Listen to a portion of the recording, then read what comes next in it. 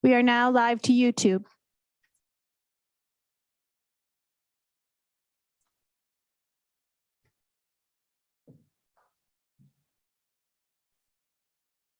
If we go past 7, Shaw will cut out to Greyhound game. I don't know if you saw that on Friday, but we're still on YouTube.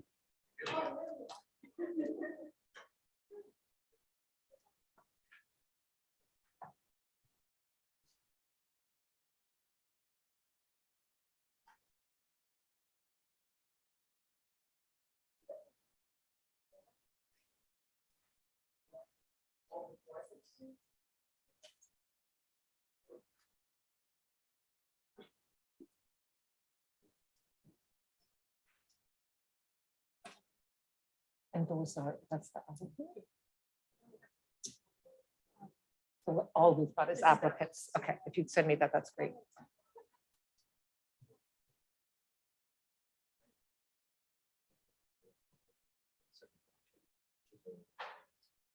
One.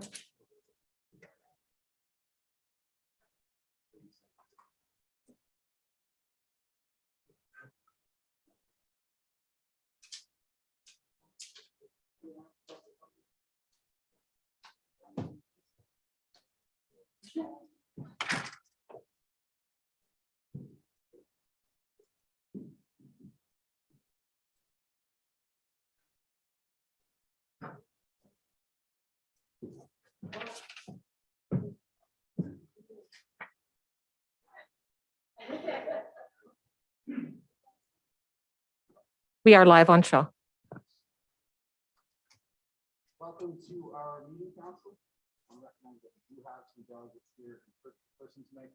We are doing the 2020 medal celebrations on government. I want to recognize and thank our media partners and our broadcasting partners for reporting on and broadcasting our meeting. I want to acknowledge that if we go past 7 o'clock tonight, those of you watching us on Shaw will lose the feed because it will go to the Greyhound game. But you can tune into YouTube and you can pick us up there. We will be on our YouTube channel. Councillor Gardy is not in the council chambers, but he is attending tonight remotely. So with us, begin by acknowledging the fact that we are obviously here on true territory, land in which we are gathered, traditional territory of Snobbing. Traditionally, historically, is Balatin. It's the home of Garden River First Nation, Pachawana First Nation, Historic Sioux Navy Council. Also the head office of Cincinnati Free First Nation. I want to recognize the great work of the Indigenous Factor Center does in our community. Under agenda item. Sorry, my mic was not on for all of that. I apologize. I think I heard Justice Startini say he couldn't hear me. Thank you, Your Honor. I appreciate that. So my mic is now on. Madam Clerk, you can continue. Under agenda item 2, a motion by Councillors Bruni and Shoemaker resolved that the minutes of regular council meeting of April 11, 2022 be approved. All in favor? Motion is carried. Under agenda item 4, declaration of pecuniary interest with respect to the planning application A422ZOP 522 Allen Side Road. Councillor Nero has declared a conflict as his daughter lives within the notification area, and Councillor Shoemaker has declared as the applicant is a client of the law firm. Any other conflicts, council? Seeing none. Under agenda item 5, a motion by Councillors Nero and Shoemaker resolved that the agenda and addendum number 1 for May 2, 2022 City Council meeting as presented be approved. All in favor? Motion is carried. And agenda item 6.1 is the 2020 Medal of Merit Award presentation.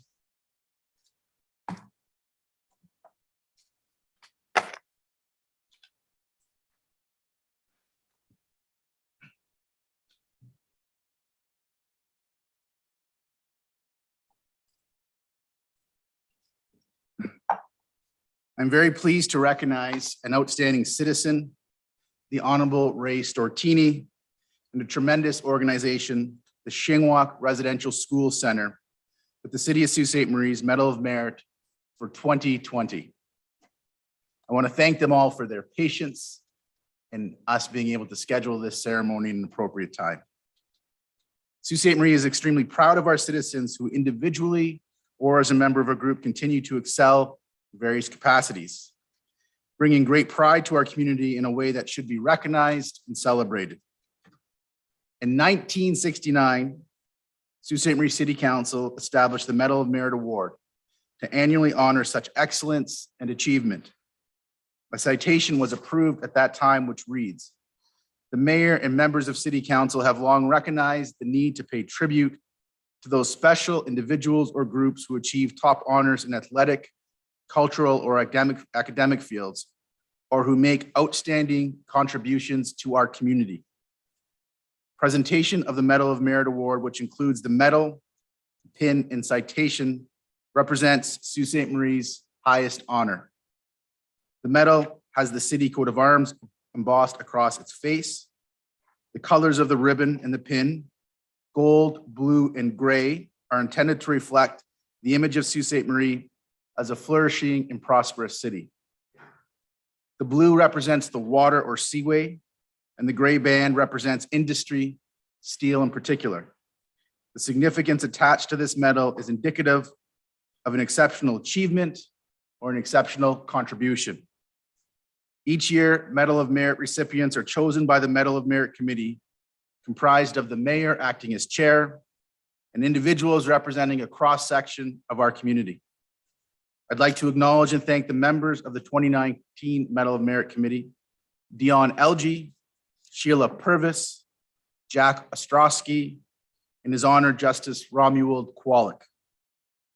Medal of Merit Award recipients are selected from all walks of life.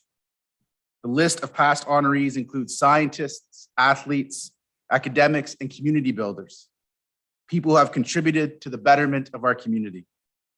Since the inception of the award, we have recognized over 150 citizens, including Dr. Roberta Bondar, Dr. David Wald, the Hollingsworth family, Team Jacobs, Mac and BJ Marcoux, Diane Marshall, Ella Jean Richter, Gail Broad, Tony Martin, Steve Butland, and Ron Irwin, just to mention a few. Today, retired Justice Ray Stortini and the Shingwauk Residential School Center officially joins this impressive group. Starting with Justice Stortini. For decades, Justice Stortini has served our community in a number of capacities, and it is important to recognize and acknowledge that his contributions to our community go well beyond his impressive professional accomplishments. The longevity of Justice Stortini's volunteerism and community service speaks to Sault Ste. Marie's best qualities, and the Medal of Merit is a fitting recognition of his service and his commitment to our community. Justice Stortini's many past activities include various boards of governor positions with the Algoma Health Unit, the Children's Aid Society, the Soup Kitchen, the Ken Brown Recovery Home, and Algoma University. He was trustee of United Appeals Service, the past president of the Sioux Family YMCA and the St. Joseph Island Lions Club. He's also a lifetime member of the Arts Council of Algoma and the G. Marconi Society, as well as a former Sault Ste. Marie City Councilor.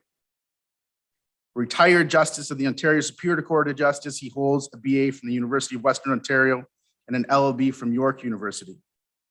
Justice Stortini spent his early years as a steel plant laborer, Great Lakes seaman for Canada Steamship Lines, and as an insurance adjuster. After graduating from law school, he had a general practice and was a special federal prosecutor, as well as being the first area director of legal aid. He was appointed a judge of York County in Toronto in 1971, to the Algoma District Court in 1976, and then appointed a justice of the Superior Court of Justice in 1990, a post he held until retirement in 2004. As a young lawyer, I appeared before him a number of times and was always impressed by his kindness and his knowledge. Notably, Justice Stortini, when he was a lawyer, headed a pro bono project to save 300 members of the Batchewana Band from eviction at Batchewana Bay. An accomplished writer, Justice Stortini published only in Canada, Memories of an Italian Canadian, and Act 1 of The Arrow to the Moon, which was performed by Cree students in Sault Ste. Marie at the Premier's performance at the 1967 Canadian National Exhibit. Justice Stortini, thank you for your efforts to better our community, both through your career and in your life outside of your professional work. This time, I welcome you to come forward for the presentation of the citation. Yeah, you're coming down here, Your Honor.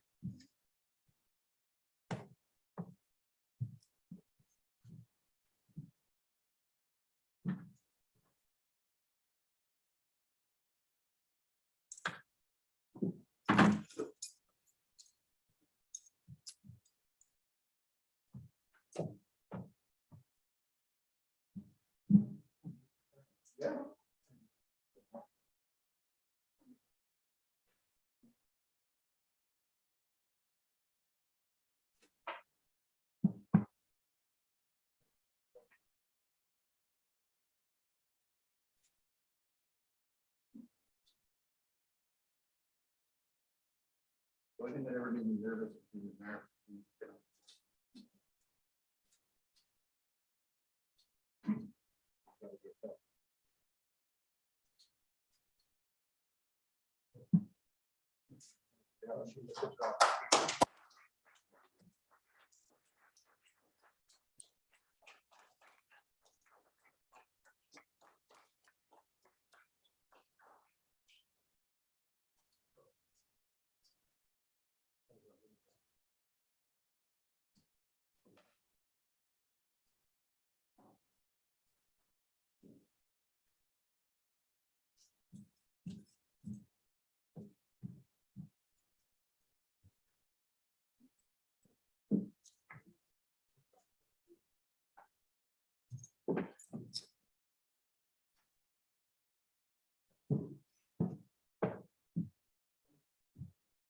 So we're now going to call upon His Honor to say a few words.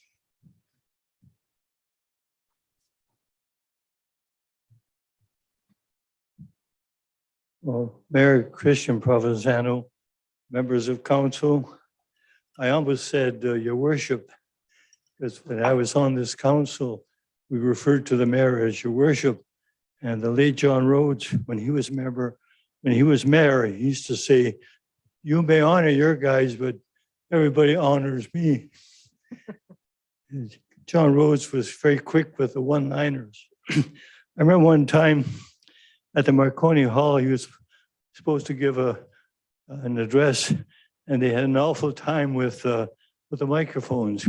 And he leaned over to me and said, he said, there are more dead mics at the Marconi Hall than in an Irish cemetery.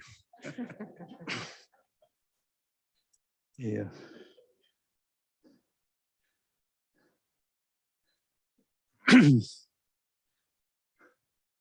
Before I go any further, I want to congratulate my fellow recipients for the work that they've done for the residential school survivors movement. In 2009, I was proud to be a member of the board of directors, board of governors actually, and the Senate of Algoma University College. It was then a college of Laurentian and under the control of the Laurentian Senate. Before that time, Algoma University College had tried to get full university status and failed because of opposition. But we tried again in 2009, and we had the support of City Council and other agencies in the Sioux. And we had the able leadership of Chairman of the Board of Governors, Bud Wildman, and President Celia Ross. And they went to Toronto, and by a unanimous vote of all three parties, the Algoma University Act was brought into force, and Algoma obtained full university status. As a result of achieving university status, there were discussions with the Shinwalk people about the future of Aboriginal education in our area. And Shinwalk people brought in Chief Benson Benai of he was Grand Chief of the Three Fires Confederacy in the States. And he came and gave them advice about Native education. And he came to address our Senate and shared a story with us, which I'll share with you. He said, at that time, the National Space Agency in the States was sending out an exploration vehicle, the Enterprise. And in case they found some life forms in space, they brought with them some music, art, artifacts, things of that nature, because the language would be a barrier. And they asked the head of the space agency, asked Chief Benson Benai to write something in the Aboriginal language, just in case they found some life forms. And Chief Benai agreed, wrote something out, put in a sealed envelope, and handed it to the chief of NASA. Years later, the two of them happened to be sitting side by side at an event. And the chief of NASA said, you know, I've always wondered what you had written in that envelope. And Chief Benson said, all right, I'll tell you, I wrote down, do not make treaties with these people. I thank you for those kind remarks that you made, Mayor Provenzano.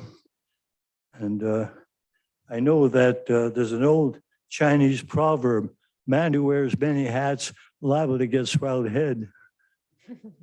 And the wife of Prime Minister Mike Pearson always said that the role of a prime minister's wife is to keep him humble. And she also said once that behind every successful man, there's a surprised woman. But you know,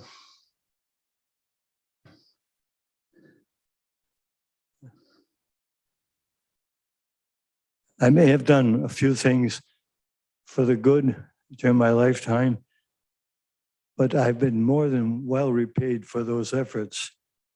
I'll give you one example. When I was very young, I was very active in the local YMCA on March Street, and the physical director was a man named Gus Kalkin, who was an Olympic athlete from Estonia. In addition to being the physical director at the Y, he was also the camp director at the YMCA camp at Idle Lake called Camp Awading. And our school principal, Anna McCrae, paid out of her own pocket to send kids in our neighborhood during the Great Depression, send these kids to Camp Awading. Anyway, when Gus was the camp director, I volunteered to be a camp counselor. And when Gus retired, the Y hired a professor from Michigan College of Mining and Technology, now known as Lake Superior State College. The man's name was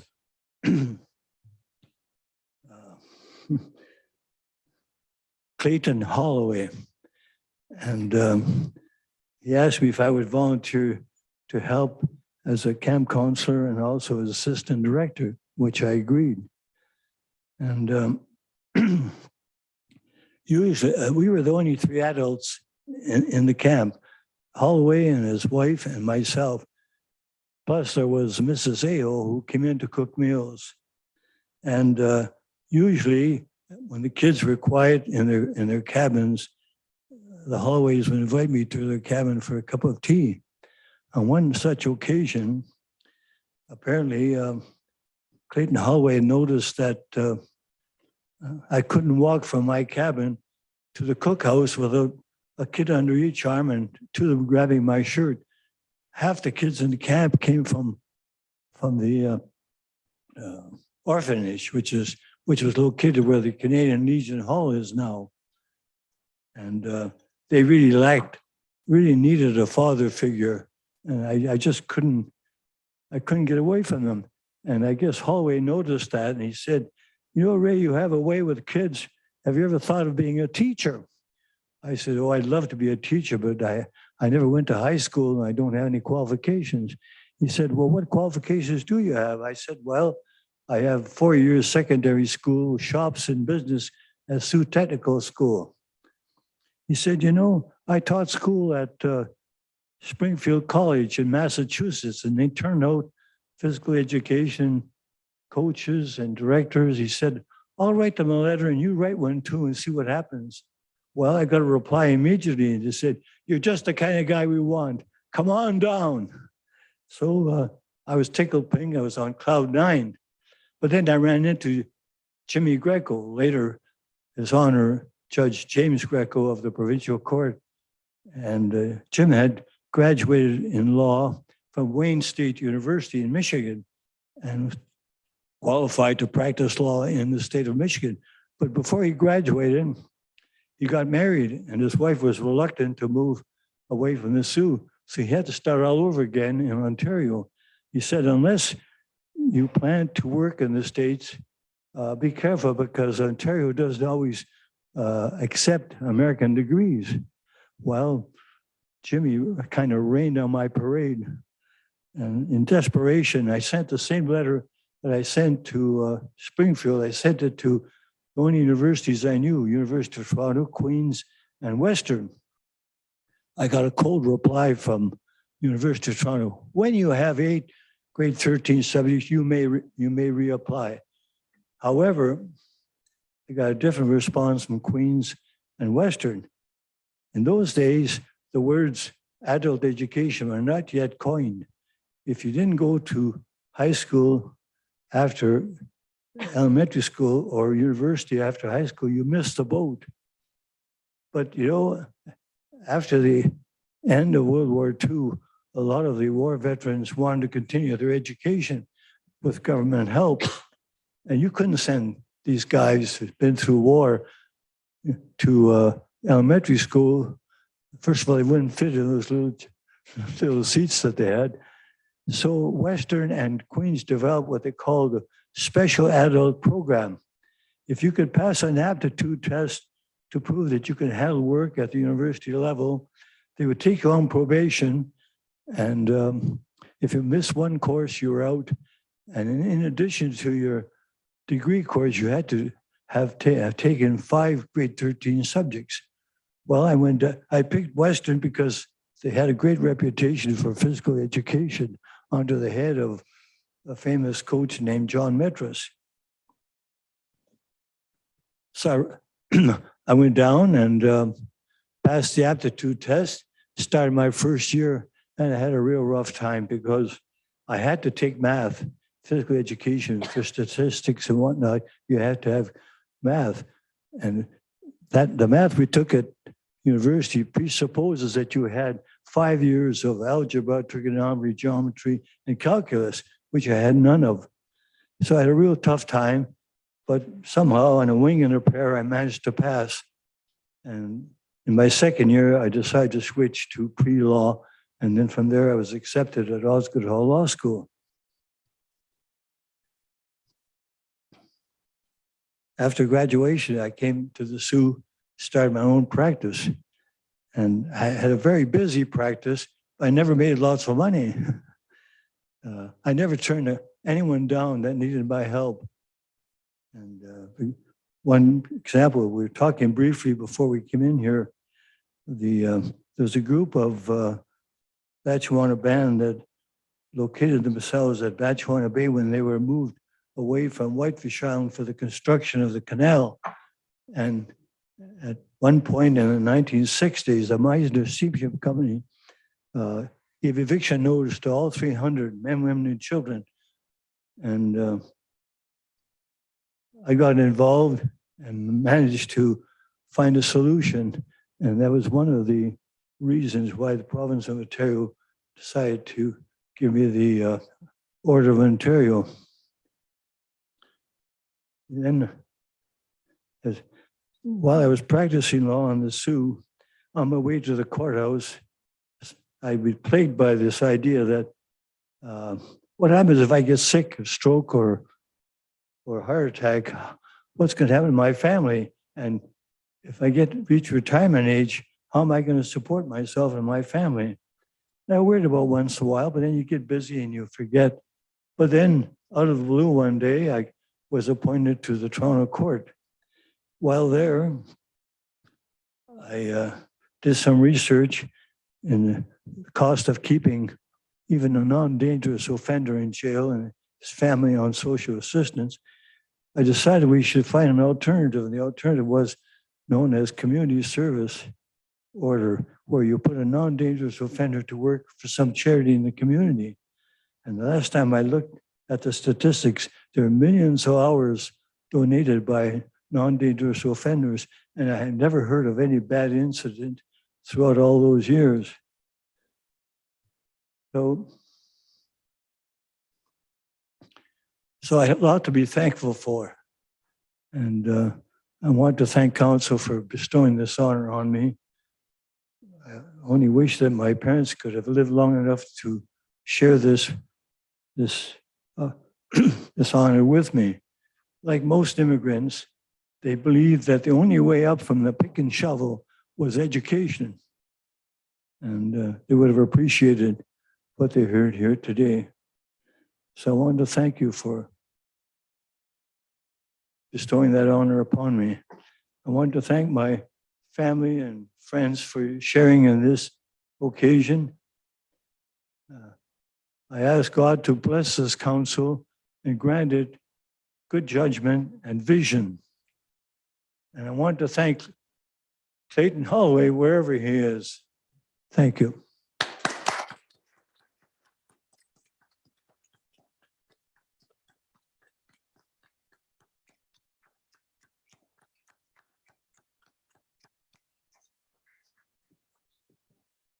Thank you. Thank you very much, Your Honor. Sault Ste. Marie's efforts on the truth and reconciliation journey continue to be led by the local Indigenous community.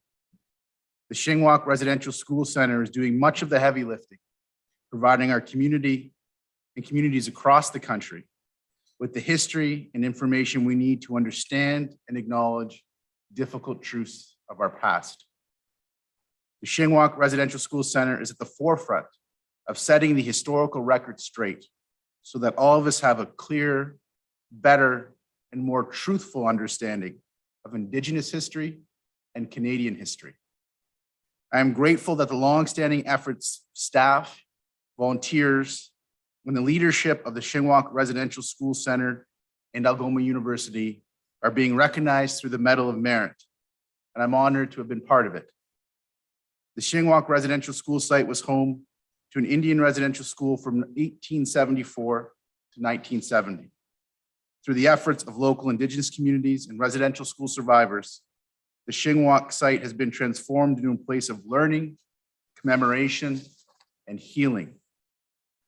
As one of only 14 remaining residential school buildings across Canada, and one of the only former residential schools used as a university, the Shingwauk site holds national significance. The Shingwauk site was the location of the first large-scale residential school survivor reunion in 1981.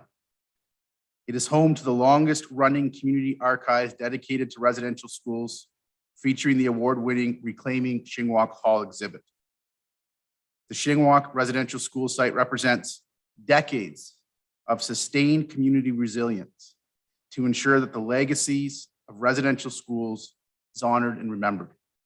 Indeed, we owe it and the Children of Shingwauk Alumni Association and the survivors of both the Shingwauk and Wawanosh Indian residential schools our gratitude and our respect.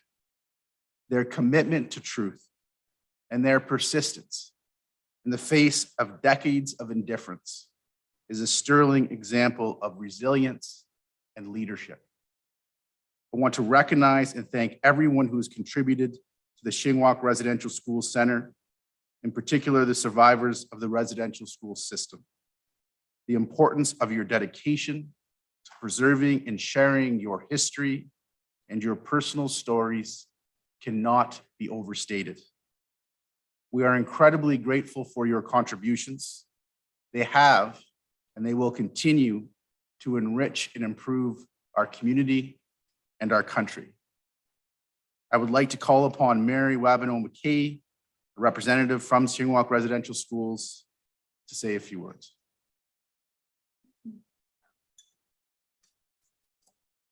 Welcome to council, Mary.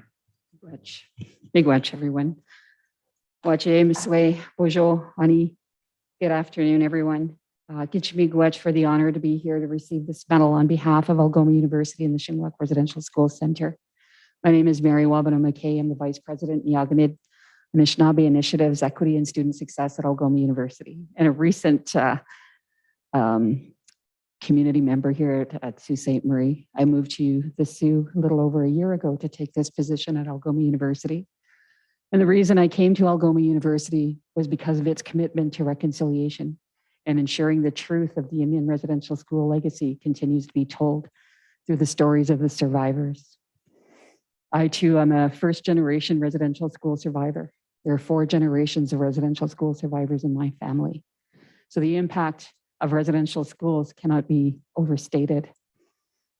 This local recognition is really valued, as the Shingwauk Residential School Center is deeply rooted in Sault Ste. Marie and its local history. The Shingwauk Residential School Center was one of 3 residential schools in this local area that operated locally since the 1800s. Their impacts continue to be felt by Indigenous people across Canada. More than 85 First Nation communities were impacted by this residential school, Shingwauk Residential School Center. And they came from across Canada as young as 5 years old. The work of the Shingwauk Residential School Center is only possible because of the tireless work of the Children of Shingwauk Alumni Association. They are the survivors of the Shingwauk Residential School. They are now elders and have been working since 1981 to not only preserve the legacy of the Shingwauk site, but to ensure the truth of this country's history regarding the truth of its treatment of Indigenous people is told and to never be repeated. Evolving out of the Shingwauk project in 1975 or 79, the Shingwauk Residential School Center is dedicated to sharing, healing, and learning in relation to the legacy of residential schools. I want to acknowledge the honorable judge who was here previous to me, who made reference to Eddie Benton-Benet. Eddie Benton-Benet was the Grand Chief of the Three Fires Medewin Lodge, to which I am a member. And I knew Eddie personally for many years. Edward Benton shared with the world the teachings of the 7 grandfathers. It is through the teachings of the 7 grandfathers that we're able to stand here today to share our story from a place of humility, bravery, love, respect, and humility. I want to also acknowledge the staff of the Shingwauk Residential School Center, the former director, Elizabeth Webb-Kennegat, as well as Krista McCracken, Maddie Bethano, as well as Jenna LeMay. I want to acknowledge Shirley Horn, who is a survivor of the Shingwauk Residential School Center, who continues to be involved. I also want to acknowledge all of the many volunteers and many people who have been a part of the Shingwauk Residential School Center for so many years, who continue to do this work tirelessly. And we'll say miigwech to the city for this, for acknowledging the work of the Shingwauk Residential School Center. Look forward to working together to bring forward the truth through training and other opportunities so that the truth can be told across this country. We're living in 2022, and there are far too many people in this country who don't know their own history. It's not Indigenous history, it's Canadian history, and that's where we need to acknowledge. Miigwech.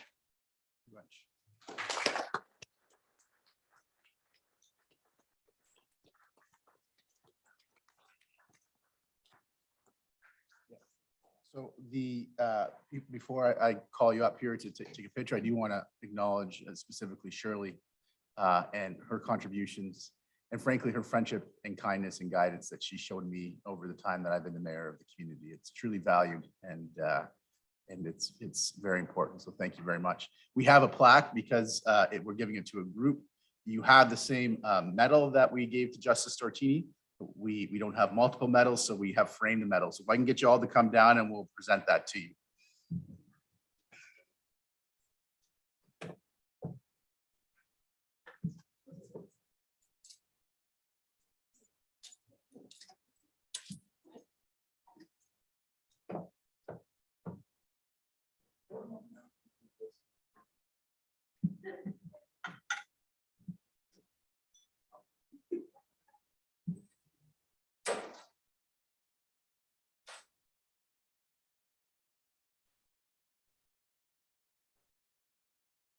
Well, yeah, do it on this side, do it on this side first. I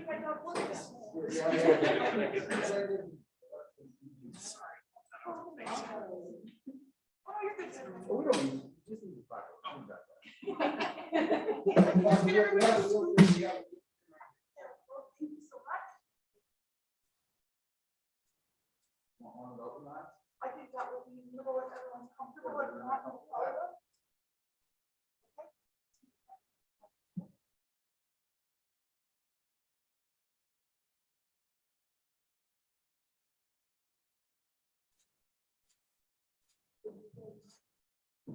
Give me 1 second, I'm gonna grab.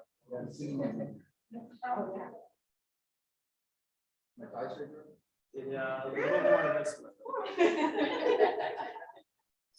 Good now?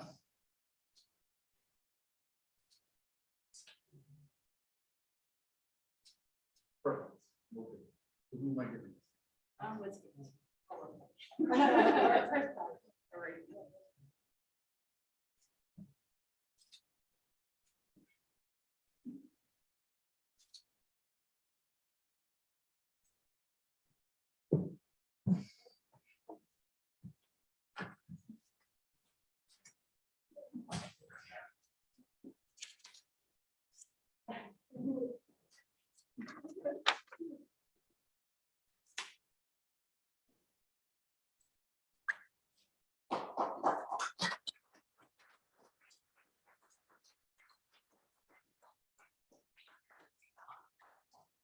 That concludes the formal portion of tonight's presentation. I'd like to thank everybody for coming. I'd like to thank city staff who helped arrange and organize this ceremony. And I hope that all of you enjoy the dinner that we have set up for you in the Hamilton room. Thank you.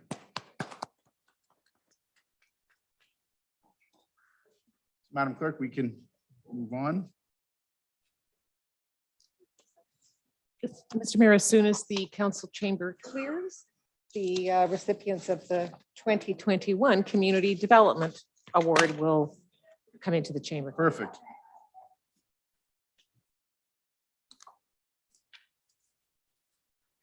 There's a nice connection with the chief that way with Chief Benton, yeah. See?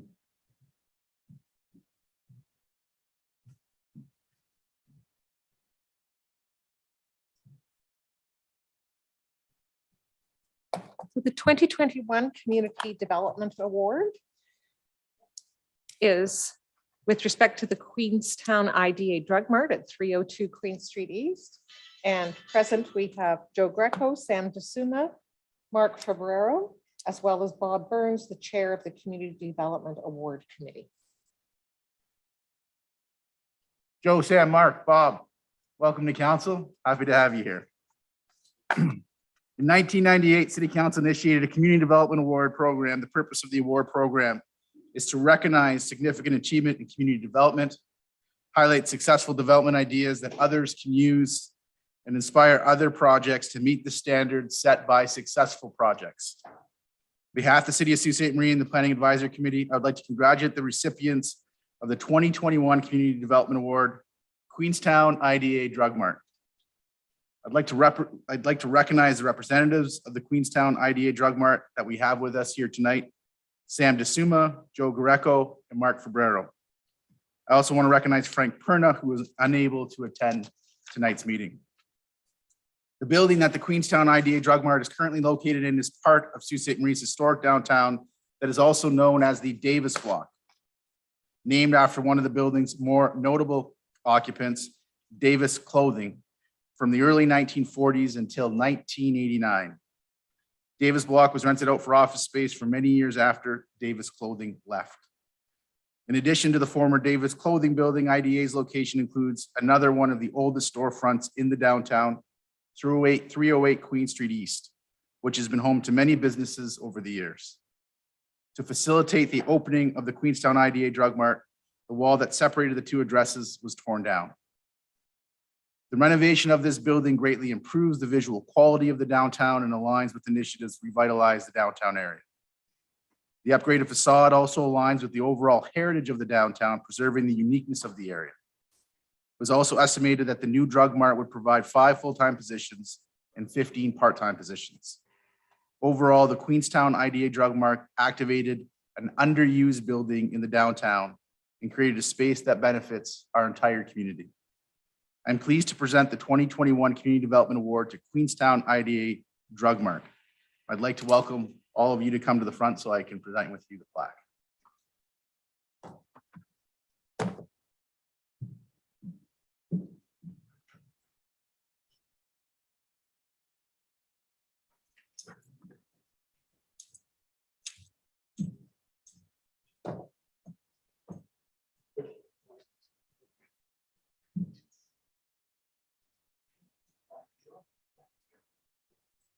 So, yeah, absolutely.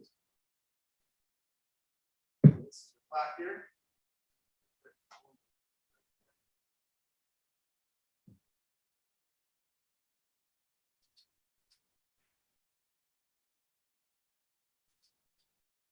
Great. Congratulations, everyone.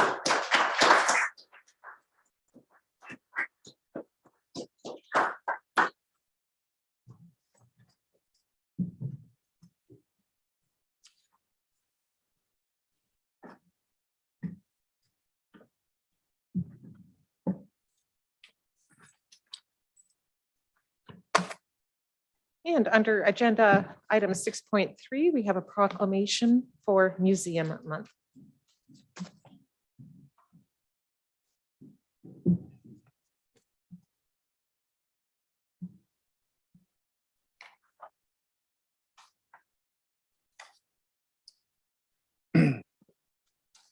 Throughout our community, museums, art galleries, and heritage sites reflect our local history and culture and contribute to our economy by welcoming visitors and tourists to our community.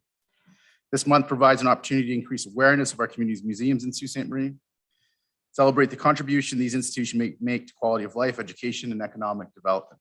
We encourage the community to visit a museum to unleash the power of museums. The Canadian Bushplage Heritage Center encourages visitors to learn the science behind mesmerizing Guinness World Record accomplishments with the Science of Guinness World Records Northern Tour until May 12th. Whereas the Ermitanger Clerc National Historic Site will continue to host Story Steeped in Stone performance series and the Mayor's Youth Advisory Council Art Gala event on May 14th. Whereas May 18th, 2022 is International Museum Day, the Sault Ste. Marie Museum and Atomica have partnered together to showcase the importance of natural history with a special exhibition and event at the museum.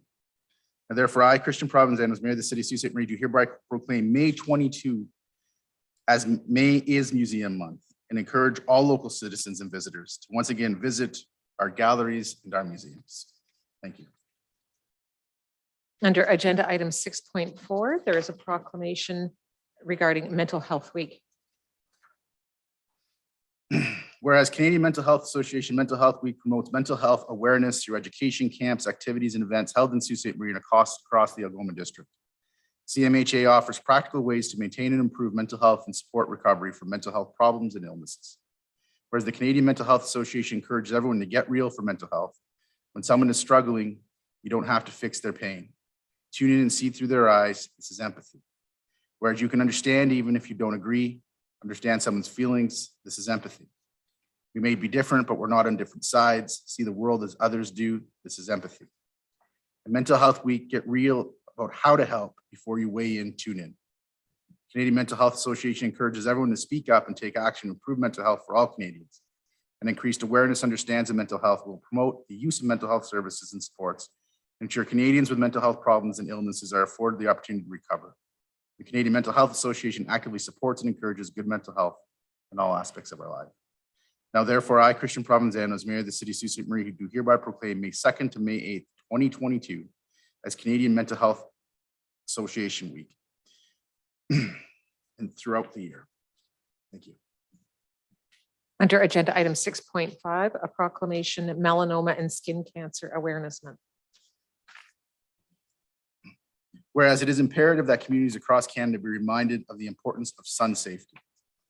Whereas overexposure to UV radiation is one of the major causes of melanoma and non-melanoma skin cancers.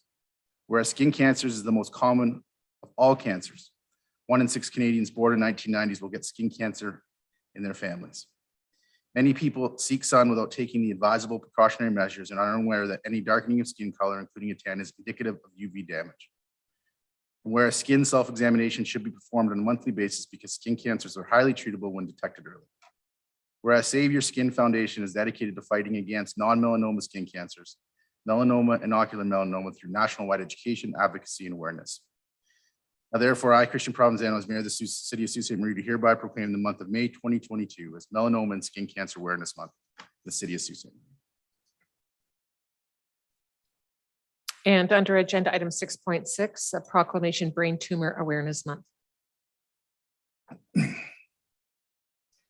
Whereas the causes of and cure for brain tumors are unknown, and early detection and treatment is vital to prolonged and improved survival.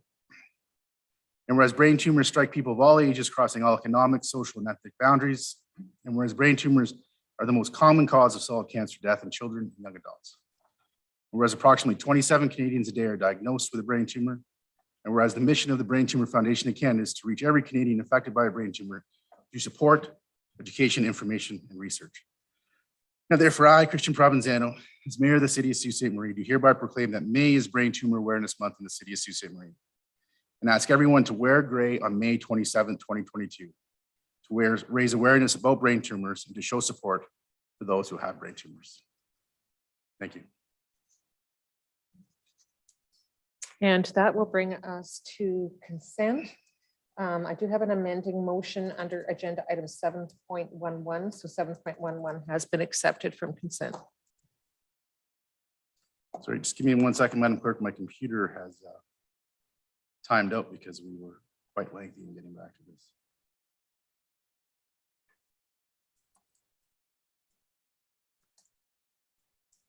So 7.11 is exempted. Is that correct? That's accepted from consent, yes. And I think in accord with the procedural bylaw or the changes to the procedural bylaw, I now have to publicly acknowledge, let me just see here. Yeah, that a request has been made to be heard without notice and has been received. The clerk has circulated that request. That request was made by Mr. Mark Brown, and he is available should council. I'm sorry, Mr. Mayor. I received an email from Mark Brown to the effect that he's now unable to attend the meeting. Okay, so I'll not continue on with that then. So we're on the consent agenda. So I will just start here. Councillor Christian. Mr. Mayor, I just have, since 7.11 poll, I just have the 710, the Algoma Trail Network through you to Travis Anderson, if I may. Go ahead. Mr. Travis, Anderson. Mr. Anderson, how much funding is available from the Federal Active Transportation Grant? Do we have that number? Through Mr. Mayor to Councillor Christian. At this point, we're hoping that we can leverage approximately, I have to pull the exact number here, but I believe it's around 340,000 that we're hoping to leverage from that grant. So you're saying that we're receiving the 340 or we're contributing 340? Sorry, we're contributing 340. We're hoping to leverage 280,000. Okay, thank you. Do you have an estimated total cost of what it would take to develop the whole 30 kilometers of trail? Through you, Mr. Mayor, to Councillor Christian. Bear with me for 2 seconds here. So it's roughly 2.25 million is what we're looking at this point. There's been a strong escalation in construction pricing over the past year. And so we've certainly seen prices shoot up. And there has been a really strong interest in many communities around Canada investing in their trail systems. So we've seen the contractors' workloads increase. So as a result, we're seeing prices increase as well. Okay. Now, do you envision this trail system? Is it one large track or is it several smaller ones that are either connected or independent of each other? It's 30 kilometers. Certainly, we are looking at one overarching loop, but it's concentric kind of progressive loops. So the entire system will be connected together, but we are looking at a larger loop as part of our plan to extend visitation to 2 to 3 night stays. And over the long term, what we're hoping to do is connect that loop directly into the city core. So in theory, you could be cycling up at Hiawatha and there'll be a trail sign that'll point an arrow and said, this way to downtown. So it'll increase the ability for people to actually stay, even in the downtown core, utilize the hub trail to get up to the mountain bike trail network and, overall increase the tourism spend in the community. Thank you. One final question. I know it's early in the process, but is there any goal or plan as to when this whole system could be completed? I know it's obviously contingent upon funding, but what's the hope? Through you, Mr. Mayor, to Councillor Christian, I mean, ideally, if all the funding comes together, then we would look at, knock on wood, we'd look at completing it in 2023. There's obviously, a lot of variables up in the air. And if we were to, receive the full amount, we try to hit the ground running as quickly as possible. No, those are the extent of my questions. I do support this initiative. I think there's a real market for this, and I think it blends well with the marketing of Sault Ste. Marie and what we're trying to provide, not only to our own people, but to visitors and future residents of Sault Ste. Marie. So good luck with it. Thank you. That's it for me, Mr. Mayor. Anybody else in 710? Just will support Councillor Christian's comments on that. I agree with them completely. Oh, sorry. Thank you, Mr. Councillor Bruni. Thank you, Mr. Mayor. And question to Travis, in the financial implications, I do understand the cycling infrastructure, but can you expand on the general product development? And also how much money will be divided between the two, infrastructure and development? Through you, Mr. Mayor, to Councillor Bruni. So right now we have $7,000 allocated for general projects. That could be items such as programming at the Bondar Pavilion for tour boats when they come in. We've also got projects that are coming forward, in terms of some potential marketing that we could invest in. It's a lower dollars, some amount. So we're just looking at some smaller projects there. We did not allocate all of it to the cycling infrastructure because we were trying to match a total of 700,000, and that $7,000 we just wanted to keep for potential projects, smaller scale projects that come about. Okay, thank you. That it, Councillor Bruni? Okay, anybody else in 710? You only had the one matter, Councillor Christian, so I'm going to go to Councillor Nero. Anyway, thank you, Mr. Mayor. Question for Mr. Rumio. On which matter? 7.16, the miscellaneous report, miscellaneous resurfacing program. So Mr. Rumio is available.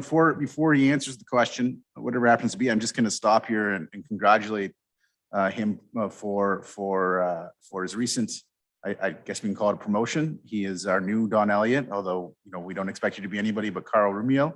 But congratulations for that, Carl. Well earned, and I'm sure you'll serve the city well over your career here. So good luck with it.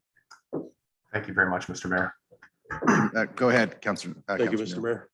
Mr. Rumio, your report on the road resurfacing program. I believe the total in that report is $3.826 million this year. What amount is that increased over last year's amount? Through you, Mr. Mayor, to Councillor Nero, I believe last year's resurfacing program was 2.8 million approximately. So about $1 million over, and that is all regarding the NORD's funds and the OSIF top-up, correct? Through Mr. Mayor to Councillor Nero, yeah, there was a little bit of the OSIF top-up money that we got earlier this year sent to diverted to paving, as well as the 400,000 annual amount for the next 5 years for NORD's, which is the Northern Ontario Resource Development Support Fund, I believe. Okay. Mr. Mayor, my next question kind of incorporates 7.17 and 7.18 together as well. If there's any other questions on this one specifically, I can defer to that. Okay, so let's just see if anybody else has anything on 7.16 before you move on. Are you on 7.16, Councilor Bruni? Okay. Thank you to Carl. Regarding the OCIF funding and the NORD's funding, is this the first time that we've received it for this fiscal year? Mr. Mayor to Councillor Bruni, this is the first year of the added OSIF and NORD's, yes. And the NORD's, we will be receiving that for the next 4 more years? 4 more years after. Or both of them? 5 years total. Yeah. I'm sorry, it's 5 years, but also the OCIF, are we receiving that for the next 5 years or just the NORD's? I believe the added OSIF is 2.2 million per year for the next 5 years. Less of that has gone to this paving program, but.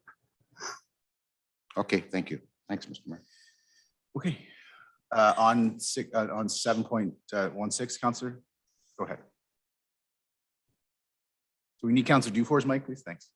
Thanks, Mr. Mayor. Through you to Mr. Rumiel. Mr. Rumiel, if council so desired and they wanted to increase the road resurfacing program amounts, what in staff's opinion would be the most effective financial way to do that? Would that be with an incremental increase predictably added in every year, or just simply with one-time top-ups whenever we can? Through you, Mr. Mayor, to Councillor Dufour, absolutely incrementally at budget time. So we knew exactly what we were doing and had time to properly plan for it, as well as word gets out into the private sector, and the private sector is able to tool up and man up and be able to actually do the work before winter. Okay, so just to be clear, one of the main reasons that incremental method would be better is in order for the actual capacity of construction companies to absorb that extra work. Is that correct? There's a lot that goes into a paving program. There's our own staff where we need to provide estimates, to put together drawings, tender documents. There's surveying that is required. So there's a bit there, and we would have a hard time if it was a large single increase to the program. We may have a hard time administering that work. But yes, as well to the private sector, just to be sure that they have the staff and the resources available to bid on that type of work and get it done in a reasonable amount of time, along with the rest of the work that's happening through the province and the private sector as well. Okay, thanks very much. Okay, so is that it for you? Anybody else in 7.16? Oh, so Council, go ahead. So I have 2 over here. Okay, we'll start with Councillor Hollingsworth and Councillor Veswell. Thank you. Through your worship to Mr. Carleba. First of all, congratulations on your new appointment. Can you just remind us and the people that are viewing how you came to the conclusion of suggesting these roads for resurfacing? Mr. Mayor, to Councillor Hollingsworth, through our previous method of asset management, we evaluate all of our main arteries and, as it says in the report, the Class A, Class B, Class C, Class D roads on an annual basis, and they're scored, and through that and basically how these major arteries behave at any given winter. Some of them may rise to the top. So we generally assess them thoroughly in the spring, but we had an asset management program that prioritizes that for us. We are currently in the process of doing a new asset management plan, which will be done later this year, which will be a little bit different, a little more sophisticated in prioritizing these needs. Okay, thank you. So it sounds like in the future, you will report back to us on the new approach in the future on how you categorize and how you assess. Thank you. That's all. Thank you, Councillor Vazovalin.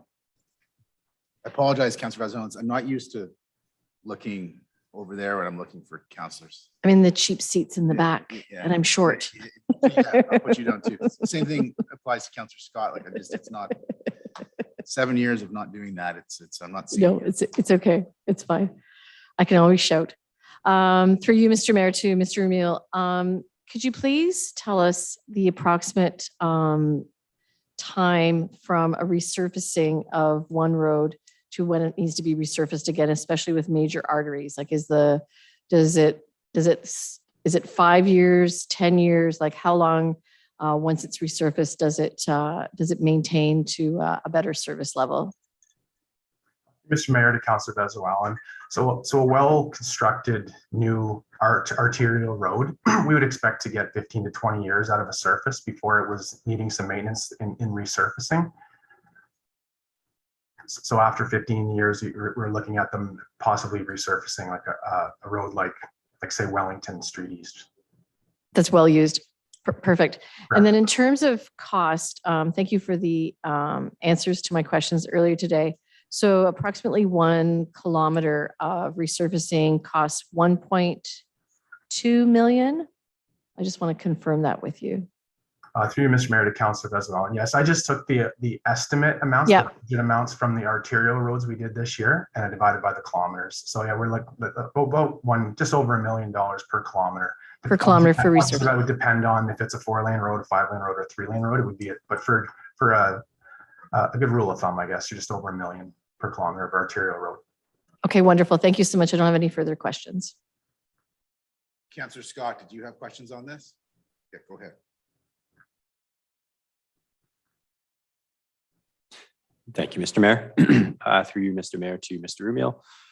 It's a question based on the scoring, actually. So when you were talking about the scoring, I don't know if you'll know the answer, and forgive me for not asking you sooner. I didn't come up. How many roads were near the top, but just missed out maybe on a point or however you're scoring? Like, do you guys keep track of top, I don't know, 98th percentile or something like that? I don't know how you guys look at it. Through you, Mr. Mayor, to Councillor Scott. You're right. I don't have the numbers off the top of my head, but the way we currently rate them is we would rate a road in the worst condition as deficient now. And I believe we've thrown some numbers around. There was 200 or so road sections that were in that category. So, and not all arterial, some would be local and collector roads too, but that gives you an idea of the magnitude of the deficient now roads. The new way to score roads going forward is going to be a little bit different. We're using pavement condition index, which is a more commonly used pavement rating for municipality. Is the scoring of the roads, is that standardized across Ontario? I wouldn't say it's standardized, but the way we're moving towards is a more common way to do it. But we had an in-house method of a couple of engineers driving the roads and categorizing them at a number out of 100, which fit them into the deficient now, 1 to 5 year needing reconstruction, 6 to 10, and then adequate. So are there some set guidelines that are put out by maybe like the MTO or somebody? There are guidelines, yes. Yeah. Okay. This is why we're doing the asset management plan, to be a little bit more consistent with the rest of the province. Do those guidelines include like a threshold for when a road should be considered, or is that something that's just based up each individual municipality? They'll get a pavement condition index based on pavement condition that will fit it into it'll be a score that will rank them numerically. But it is difficult to look at in our climate just on where they fit from the year before or the last time you drove the roads or scored the roads, because they behave so differently over a winter.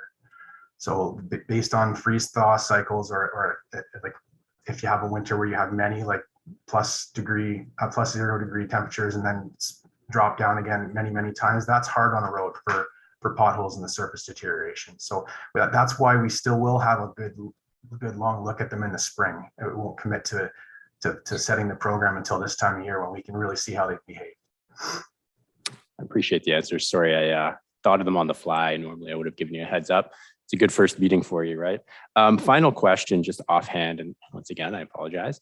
Roughly how many arterial road, like how many kilometers of arterial road do we have? Do you know something? Ballpark? Sorry. Scott, I don't. I can give you that information quite easily. No worries. I don't mean to catch you off. Just things I thought of as other counselors were asking questions. So I appreciate that. All good. I'll reach out to you after. Thank you. Sure. Okay, anybody else on 7.16? Councilor Nero, 7.17, 7.18, go ahead. Thank you, Mr. Mayor. Mr. Rumiel, we spoke this morning regarding our capital budget summary for 2022, specifically the portion that is attributed to roads. And I thought it was important to really dive into that and get a good idea for our viewers of what's really going to happen this summer as far as road work is concerned.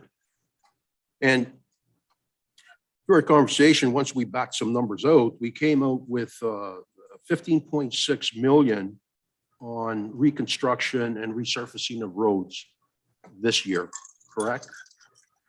Mr. Mayor to Councilor Nero, yes, that was the number. We looked at the overall capital transportation program, as well as the additional OSIF top-up money and the NORDS, and took out the, call it non-road related items like although bridges and aqueducts are road features. We took those out of the total, as well as some line items in that for next year's engineering, and came at around 15.5 million, approximately 15.6, as you say.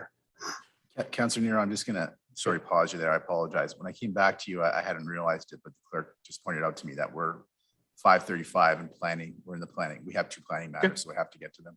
So we'll pick it up. I'll come right back to you at when we're done planning. Good. Thank you. So we do have 2 planning matters tonight, council, and we do have participants that are here on the planning matters. So we're gonna have to move to the planning agenda. So agenda item 8.7.1 A322Z OP with respect to 189 Upton Road and 1035 Wellington Street East, the Zion Evangelical Lutheran Church. It is actually a motion by Councilors Nero and Shoemaker resolved that the report of the planner dated May 2, 2022 concerning official plan and rezoning application A322ZOB be received, and that council postpone this application to May 24, 2022. Mr. McConnell, I'm going to start with you. Is there anything you want to address about this matter? Because I recognize it's being a postponement, but some context would be helpful.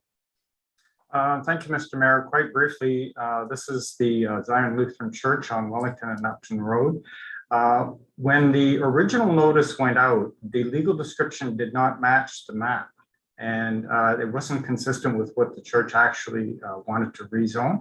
So we have issued notice again, and this matter will be heard at the next council meeting.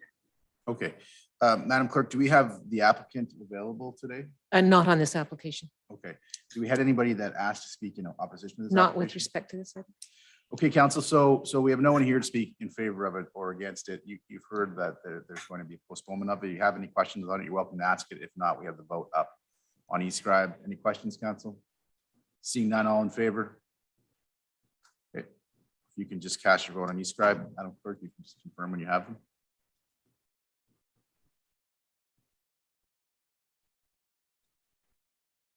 And I have a unanimous vote. That brings us to 8.7.2. 8.7.2 A422 ZOP 522 Allen Side Road. I need a seconder as Councillor Shoemaker has declared a conflict. Councillor Hollis with fine. A422 ZOP 522 Allen Side Road. A motion by Councillors Bruni and Hollingsworth resolved that the report of the planner dated May 2, 2022 concerning official plan and rezoning application A422Z be received and that council redesignate the southern 74 meters of 522 Allen Side Road from rural area to industrial on land use schedule C of the official plan by approving official plan amendment number 238.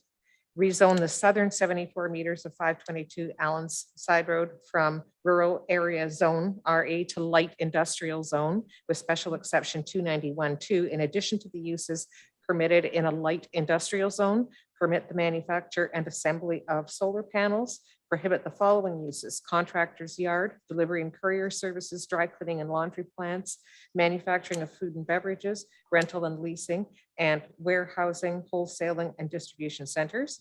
And that the southern 74 meters of 522 Allen Side Road be deemed subject to site plan control as per section 41 of the Planning Act. And that the legal department be requested to prepare the necessary bylaws to effect the same. Mr. McConnell, I'm going to start with you. Could you give council and the folks watching at home a summary of this application, please? Certainly, Mr. Mayor. This is the southern part of a rather large block of property that is immediately north of the Helene solar panel manufacturing facility on Allen Side Road. The southern portion has been severed off, and the plan is to merge it with the Helene property. The application before council tonight is to amend the official plan and zoning bylaw so that they would have the industrial zoning in place over all of the Helene property.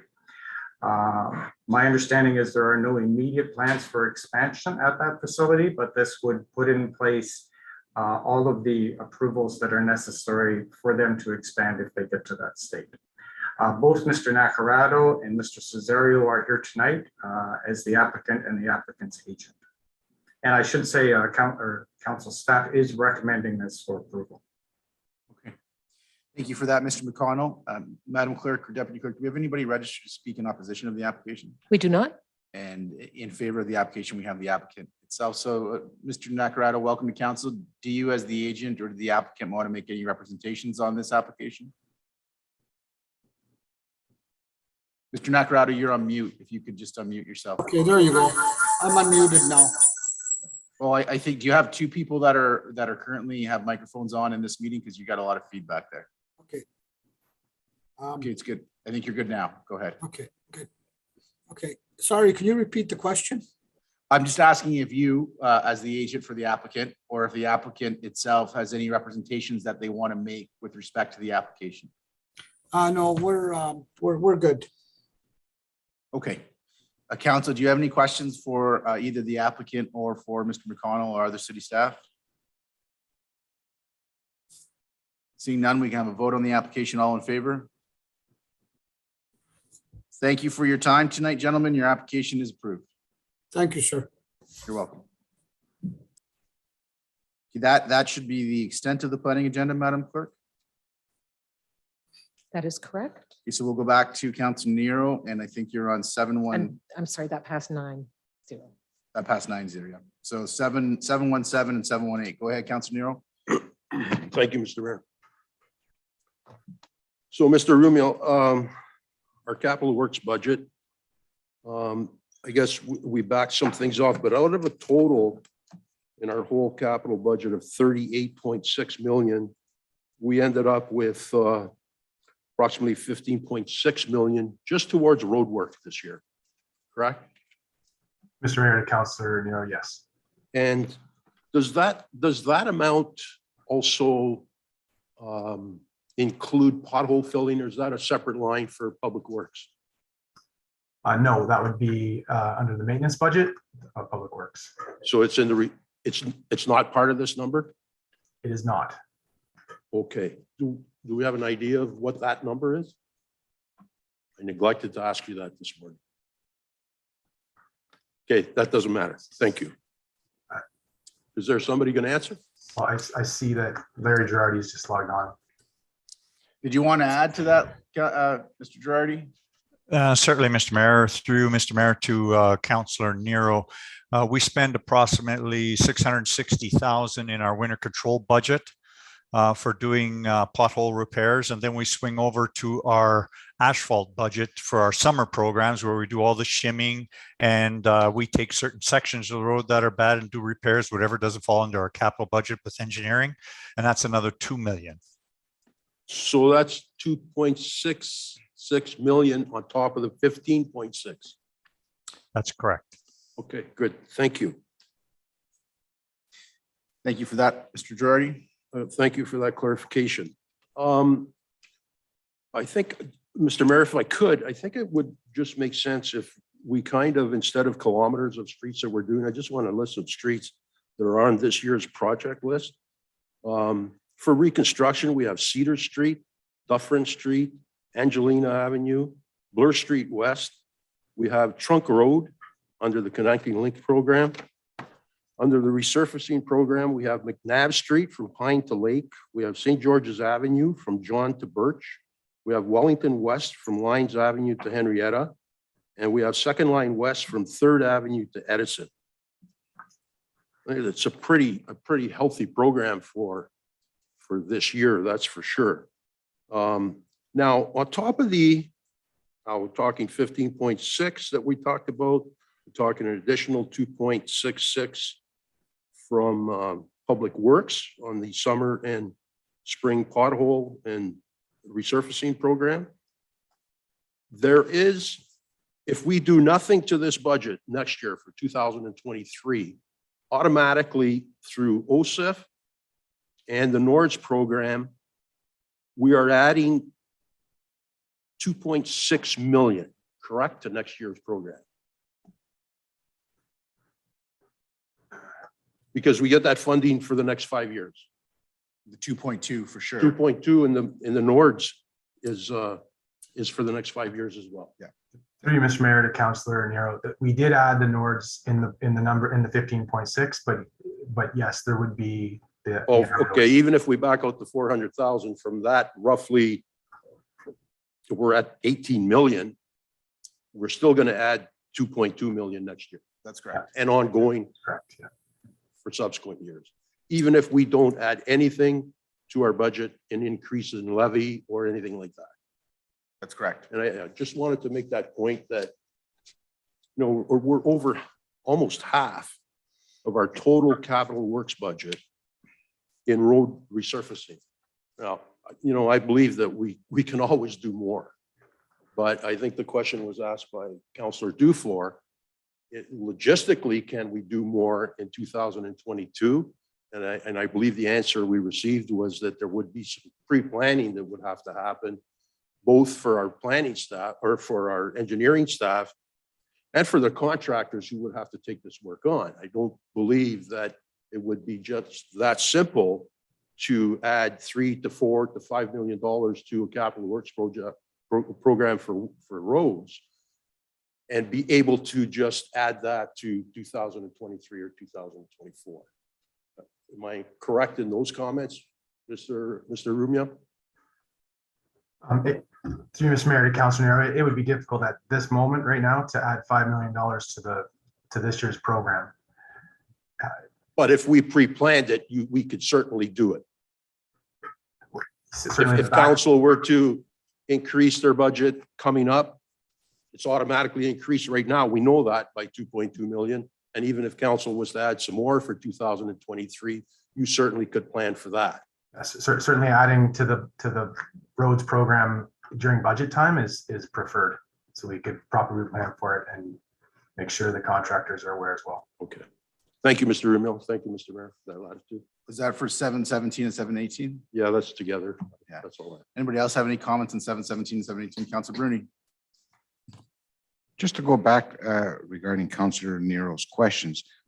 So to Carl, if we prepare this year for next year, if we wanted to spend $5 million, as Councillor Nero has mentioned, extra for road repairs, can that be accommodated?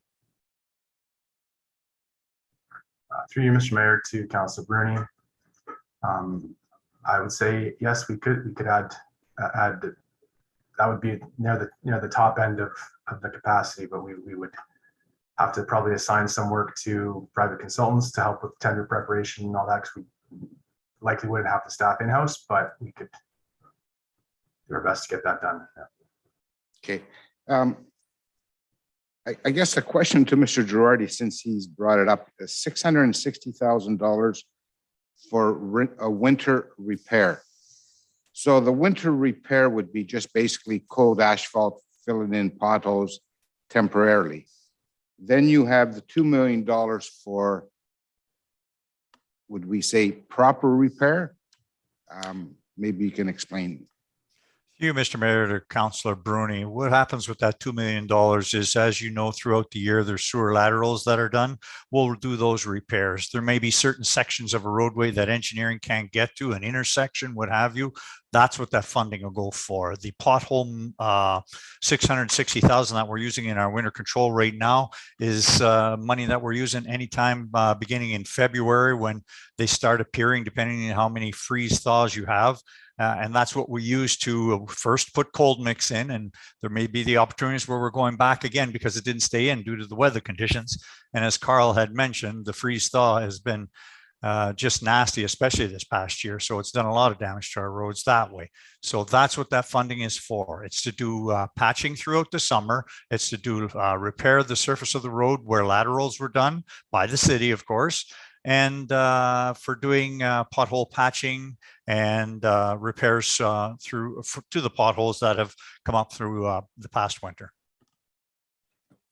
So Carl said $1 million for 1 kilometer of roadway. So if we have $2 million for repair, we're not doing a complete, I'm sorry, a kilometer? Yeah, they're not, the repair isn't necessarily the full kilometer road. Well, the $1 million is for 1 kilometer. Yeah. That's what he If stated. you're gonna resurface a road. So for street repairs, $2 million, a lot can be done, correct? Through you, Mr. Mayor, to Councillor Bruni, remember we're doing projects throughout the city and several patches, yes. So whatever we have in funding is used to purchase asphalt and to put that material down and the cost to put it down. One last question, since we're on asphalt. Are we starting to patch up holes with the hot asphalt? Great news. We just got notice that the asphalt plants are going to be opening. We're hoping to have one this week, as early as the dry days that we expect later in this week. We should be using hot asphalt, and it's really good news for us because you can do so much with recycle and with cold patch, but we really are looking forward to getting the hot mix, which we should have this week. I thank Mr. Mayor for allowing me to just kind of go off topic for a bit. It's the first time I've done it. Yeah. Now, back to Mr. Girardi. Are we going to do a blitz on potholes, like several crews going out, or like in each ward? I'm just asking. So Councilor Bruni here, just let me do this, because maybe this will get us to where we're going. I think I get where you're going. I also get where you were going. So that's why there's so much latitude. Is I think part of what we want the community to know is we understand the concerns about potholes. We hear them. We're spending more on road resurfacing this year than we did last year, than we did the year before. So we're spending more on this. I think Councilor Nero, you want people to know that. And Councilor Bruni, you also want people to know that part of our inability to fix potholes is we needed the material that we now have access to. So Mr. Girardi, maybe we will deviate here for a second, because this is a concern that's been raised with a lot of us. And maybe you can take a minute and just explain to the community the timing on that and what we need, and the fact that you now have access to it. So there'll be an immediate program to get out there and address some of these concerns. To you, Mr. Mayor, we are certainly excited to be moving forward on this, and we do have a campaign planned. And as soon as we get the material, we'll have all the teams out there working on it. We have one team still working on sweeping, so I have to continue on with that. But all our other forces, for the most part, unless they're doing emergency laterals, will be working on getting these potholes done. So that's been our push for the last while. We've actually had extra crews out on weekends when we could get them and when we can get material. And we were using our hot asphalt that we were recycling at the time. But yes, the community should be aware that we will be out there. Please watch out for our crews, give them the room that they need to do their work. But we plan on getting at it fairly quick. Okay, so you do have access now to hot asphalt from other asphalt plants in the community. Yes, we do. Okay, Councilor Bruni.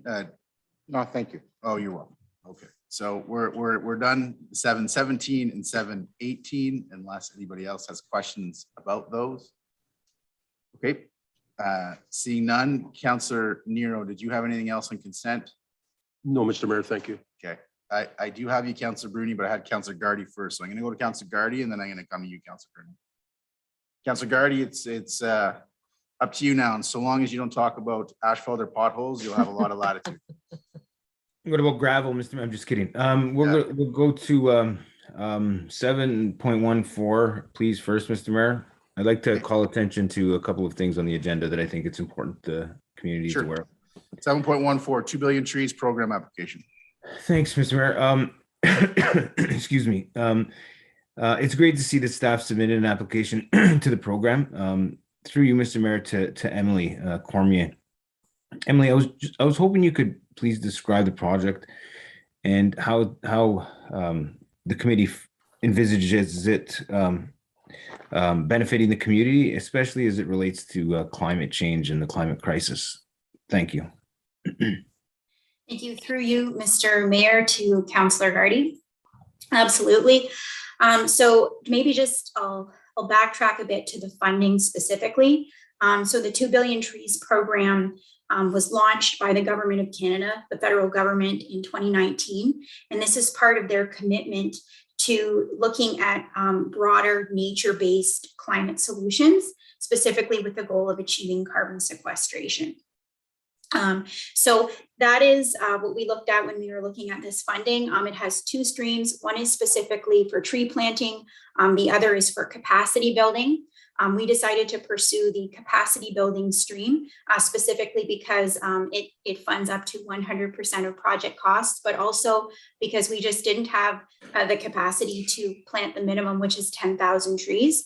But equally as important to planting trees is understanding where to plant them. So taking a targeted approach, but also measuring the impact of those trees, not only from where do we plant them, what are other places that we should plant them, not only from an aesthetic standpoint, but also from an equality standpoint. Perhaps there's neighborhoods within the community that have less of them, etc.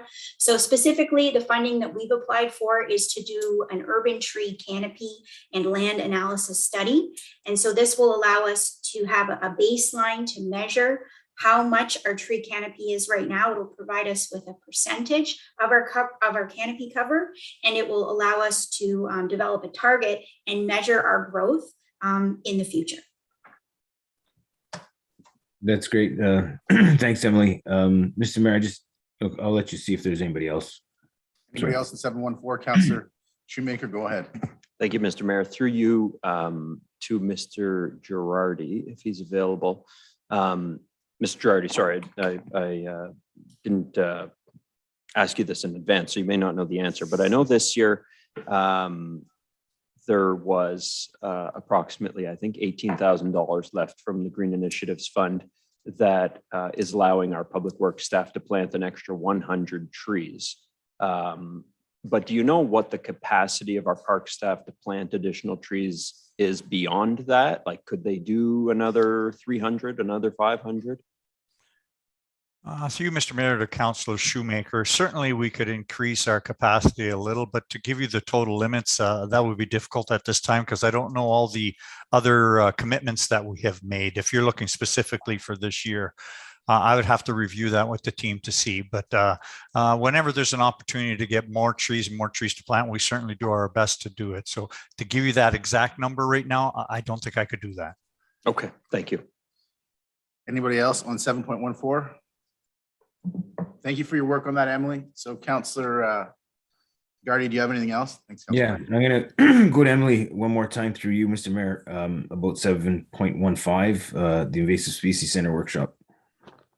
Go Go ahead. So real quickly, I just think it's another great opportunity for the public, and I'm glad that the Environmental Sustainability Committee supports the Invasive Species Center's request.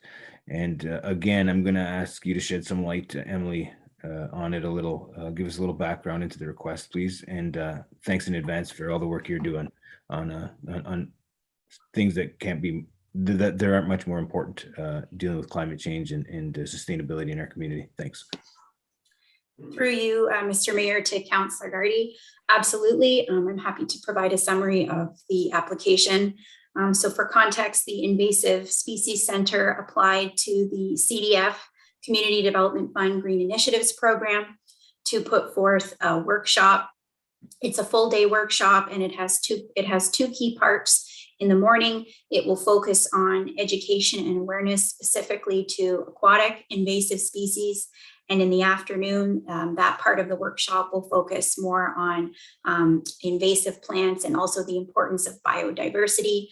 They plan to partner with the Sault Ste. Marie Public Library and take it as an opportunity to highlight and showcase the biodiversity garden, which brings awareness to native plants in Northern Ontario. Workshop attendees will also be provided with a native seeds package with regards to seeds that are native to Northern Ontario. They'll also receive a 2-year-old red maple tree seedling that they can go and plant, which will contribute to further carbon sequestration in our community. They've budgeted for 30 trees, so that's an additional 30 trees that will be planted within our community. So this is a great initiative. You know, it brings awareness not only to, you know, the importance of early and rapid detection when it comes to invasive species. The report does a great job by the Invasive Species Center speaking to the cost savings that arise when it comes to early and rapid detection. But it also brings the importance of pollinators, our local pollinators, the importance of biodiversity, as well as you know, the long-term benefits from tree planting, including energy efficiency and carbon sequestration. So all in all, a great project hitting up all 3 pillars, actually, of the Green Initiatives Fund.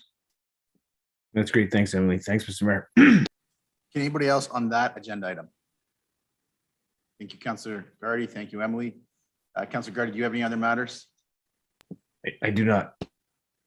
Councillor Bruni. Just one, Mr. Mayor. Everything else has been asked. Regarding agenda 7.6, wide area network services. The RFP is for 81,000 for 5 years. I was just kind of curious, what was the cost of the last contract that we had with them? Through you, Mr. Mayor, to Councillor Bruni, the annual cost of the last contract was $68,400 per year. So it's gone up slightly. Okay. I thank you. Anybody else on that matter? Councillor Scott, go ahead. Thank you, Mr. Mayor. Further to Councillor Bruni's questions, was that for the same amount of locations? So it here lists 19 for this year. Was that for the same amount of locations? I guess that would be to Mr. White. Yeah. I'll defer this question to Mr. Cochamilio, who is here in the chambers. Through you, Mr. Mayor, to Councillor Scott, it covers the same amount, external departments and areas. There is an increase in the throughput or the bandwidth. We increased the bandwidth due to requirements of increasing the bandwidth. And further to that, I'm assuming this all runs through cellular connections, right? Is that kind of how this works, cell towers? Through you, Mr. Mayor, Councillor Scott, the infrastructure is through a citywide fiber network that is provided by the proponent. Okay, good to know. All right, so I think that was all my further questions on that. Thank you. Anybody else on 7.6? Councillor Bruni, that was the extent of your matters. Any other matters for consent, council? Councillor Hollingsworth, go ahead. Through your worship, just a comment with regards to 7.20 patio update, if I may. Go ahead. I just want to say to the staff, thank you for your report. And I just want to say that I'm happy that we're supporting our patios again. It's been obviously a very long winter, and it's been very long with COVID. So again, this is a wonderful, how can I say it, report to say that we're helping out our patios, we're helping the downtown, we're helping our restaurants. So I look forward to seeing them open and look forward to all the community enjoying our patios again. Thank you. Well-written report. Councilor Shoemaker, do you have other matters in the consent? Yes, just one comment on 7.9, Your Honor, or Your Worship, sorry. I was going to speak to that matter, but I'll let you get ahead of me on that. It is just drawing the attention of the community to a great economic development news in our city. If you know, it's somewhat ironic. If we had a company moving here from down south or establishing for the first time, bringing 75 jobs to the Sioux, we'd be having a parade. But when our own companies do it, it comes on the council report and barely gets noticed. But it is excellent news that Daenerys is, you know, this expansion is in the final throes here of coming online, and it's going to mean good things for our community for years ahead. Yeah. So thank you for those comments, Councilor Shoemaker. I did want to draw attention to 7.9. I think Daenerys has made a very significant additional commitment to our community in this move and in reinforcing its operations here. They're making very significant capital improvements to their facilities. And we're going to see, you know, a tremendous amount of activity on top of the activity at Algoma. We don't want to lose sight of some of the really great activity at some of the other companies, and Tenero is a great example of that. They're a good community partner. They've always been great to work with, and they're really committed to our community. And it's nice to see them investing significantly in their facility. So I want to recognize that and thank them for those investments, and just publicly acknowledge that we appreciate that, and we appreciate that the economy that's being developed and the jobs that are being created. So that is it for the consent agenda then, I believe, unless you have anything else, Councillor. Okay, Madam Clerk. I will read the consent motion. It's a motion by Councillors Nero and Hilsinger. Result that all the items listed under date May 2, 2022, agenda item 7, consent agenda, save and accept agenda item 7.11 be approved as recommended. All in favor? Motion is carried. That brings us to 7.11 was accepted because there is an amending motion. I'll read the main motion and then I will read the proposed amendment. Okay. The main motion is by Councillors Bruni and Shoemaker. Resolved that the report of the Director of Tourism and Community Development dated May 2, 2022 concerning Sioux Loch Tours Inc. Tourist Development Fund application be received, and that the recommendation of the Tourism Sault Ste. Marie Board of Directors to allocate $25,000 per year for 5 years be approved. Further, that first year dock rental fee of $5,960 be waived and a rate of $5,000 be established for dock rental for Sioux Loch Tours Inc. annually thereafter. The amending motion is moved by Councillor Scott, seconded by Councillor Bruni. And that is resolved that the following words be deleted. The recommendation of the Tourism Sault Ste. Marie Board of Directors to allocate $25,000 per year for 5 years be approved. Further, that first year dock rental fee of $59.60 be waived and a rate of $5,000 be established for dock rental for Sioux Loch Tours Inc. annually thereafter. So those words deleted and replaced with the following: a 1-year pilot project for Sioux Loch Tours Inc. allocating $25,000 for that year, with staff to report back on the results of the pilot, with the option for council to decide at that time on allocating an additional $25,000 per year for 4 additional years. Okay, so the effect then of the amending motion would be to limit the recommendation from 5 years at 25,000, which is 125,000, to 25,000, and to remove the waiving of the dockage fee. So we have a mover and a seconder that we're going to start with the amending motion. The amending motion passes, then that's the motion before us. If the amending motion fails, then we go back to the main motion. So we have the mover and seconder for that. Councillor Scott moved it, Councillor Bruni seconded it. Council, do we have any questions or comments on the amending motion? Go ahead, Councillor. Thanks, Mr. Mayor. This is, I'm not sure who this is to, but through you to either Malcolm or Travis, the Tourism Development Fund and the money coming out of that, is that money that comes directly from the city tax levy? I can answer that, Mr. Mayor. So through you, Mr. Mayor, to Councillor Dufort, no, it is not. The funds are collected from hotel night stays. There's a 4% flow through tax that's collected from hotel nights from visitors that are visiting our community and staying at hotels. And those funds are set aside in the Tourism Development Fund for use for either tourism marketing or, in the example in front of us, tourism product development. Okay, and just to refresh my memory, Travis, this resolution that we have here from the Tourism Development Board, who sits on that board? Is it people who have expertise in tourism? Through Mr. Mayor to Councillor Dufort, yes, it's a combination. I mean, collectively, it's a group of tourism professionals. We've got a number of hoteliers as well as other individuals that work in the tourism sector. They're well versed, they're well experienced, and have a good sense of market trends and where they feel growth in the tourism industry can be. Okay, thanks. And my final question is, I see here in the resolution that passed the Tourism Development Board, so I assume they must certainly support it. There's an allusion here to an application for both federal and provincial governmental funding to be submitted on behalf of this project. Is it reasonable to assume that, you know, a multi-year commitment from the Tourism Development Board is part of what's being hoped to be leveraged here to garner additional dollars into the community? Through you, Mr. Mayor, to Councillor Dufort, yes, that's correct. So what would be the effect if City Council decided to overrule the tourism professionals and only commit 1 year of funding? Do we expect that that would then decrease federal and provincial funding coming to the city? I think there's a couple of risks. One, certainly the proponent is, looking for support to bring this initiative forward.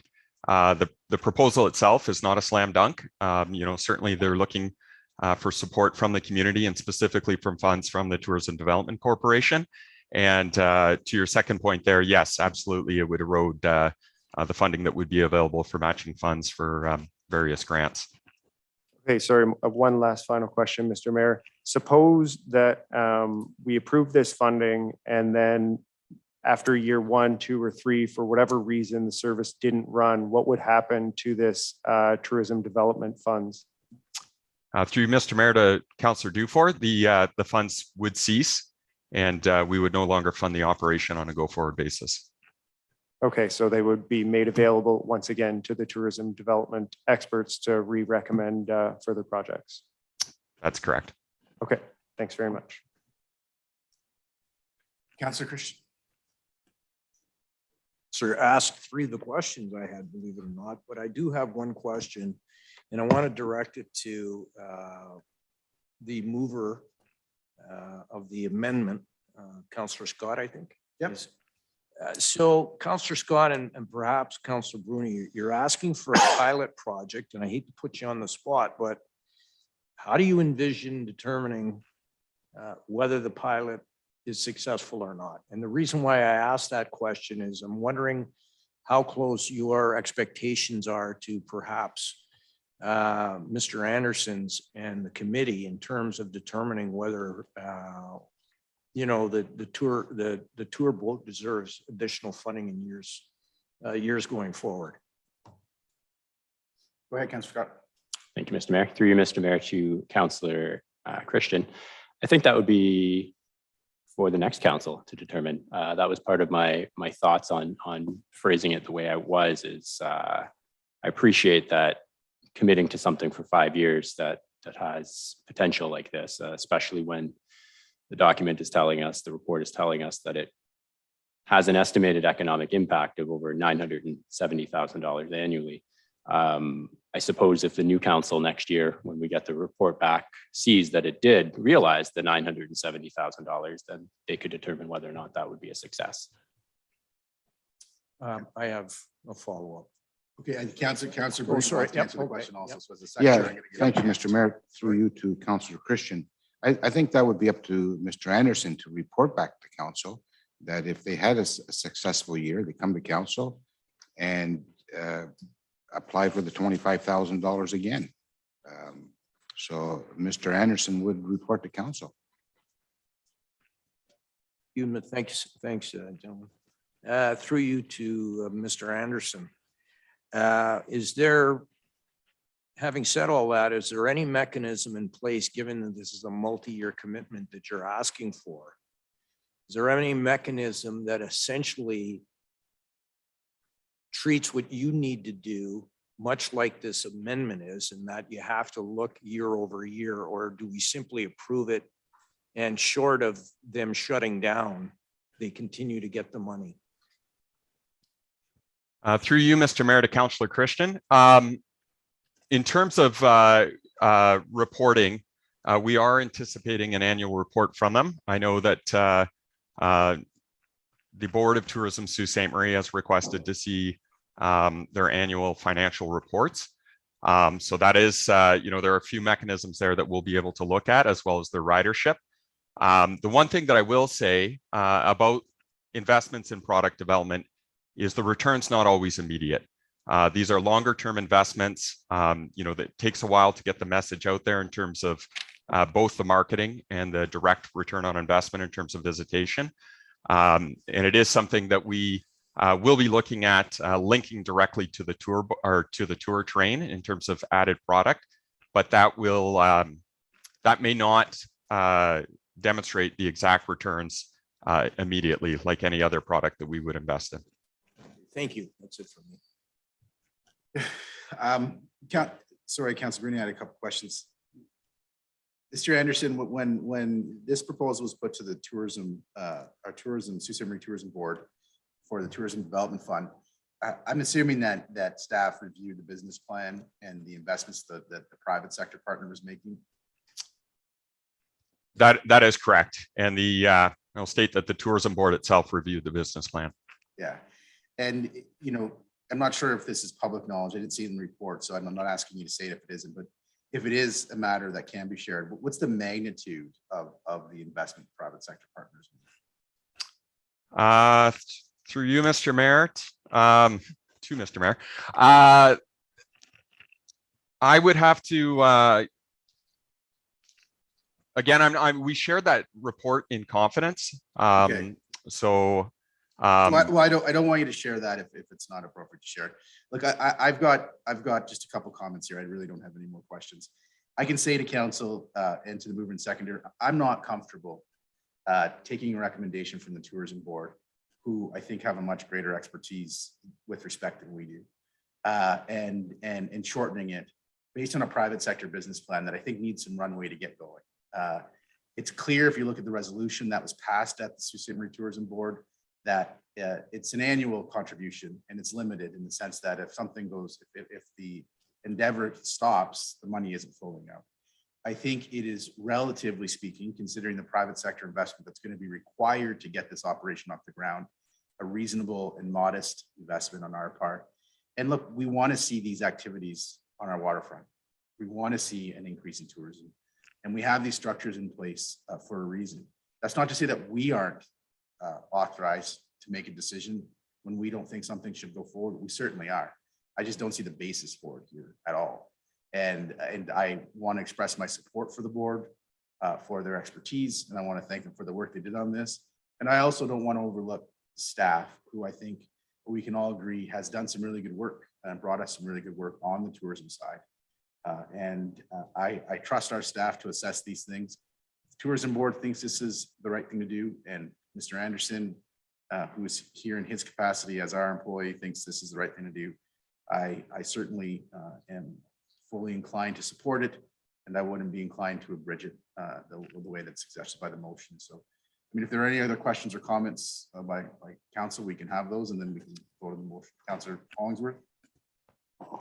Thank you, through your worship, to Mr. Anderson. For the viewers at home and for our friends in the media, can you just give us a 2-sentence summary? I believe that some constituents think that this is another lock tour, but it's more than just some people jumping the boat and looking at locks. Can you just elaborate more about what this really is going to do for our community? not just for visitors, but our current community. Through you, Mr. Mayor, to Councillor Hollingsworth. Yes, it is a multifaceted offering. As you stated, there is a lock tour component.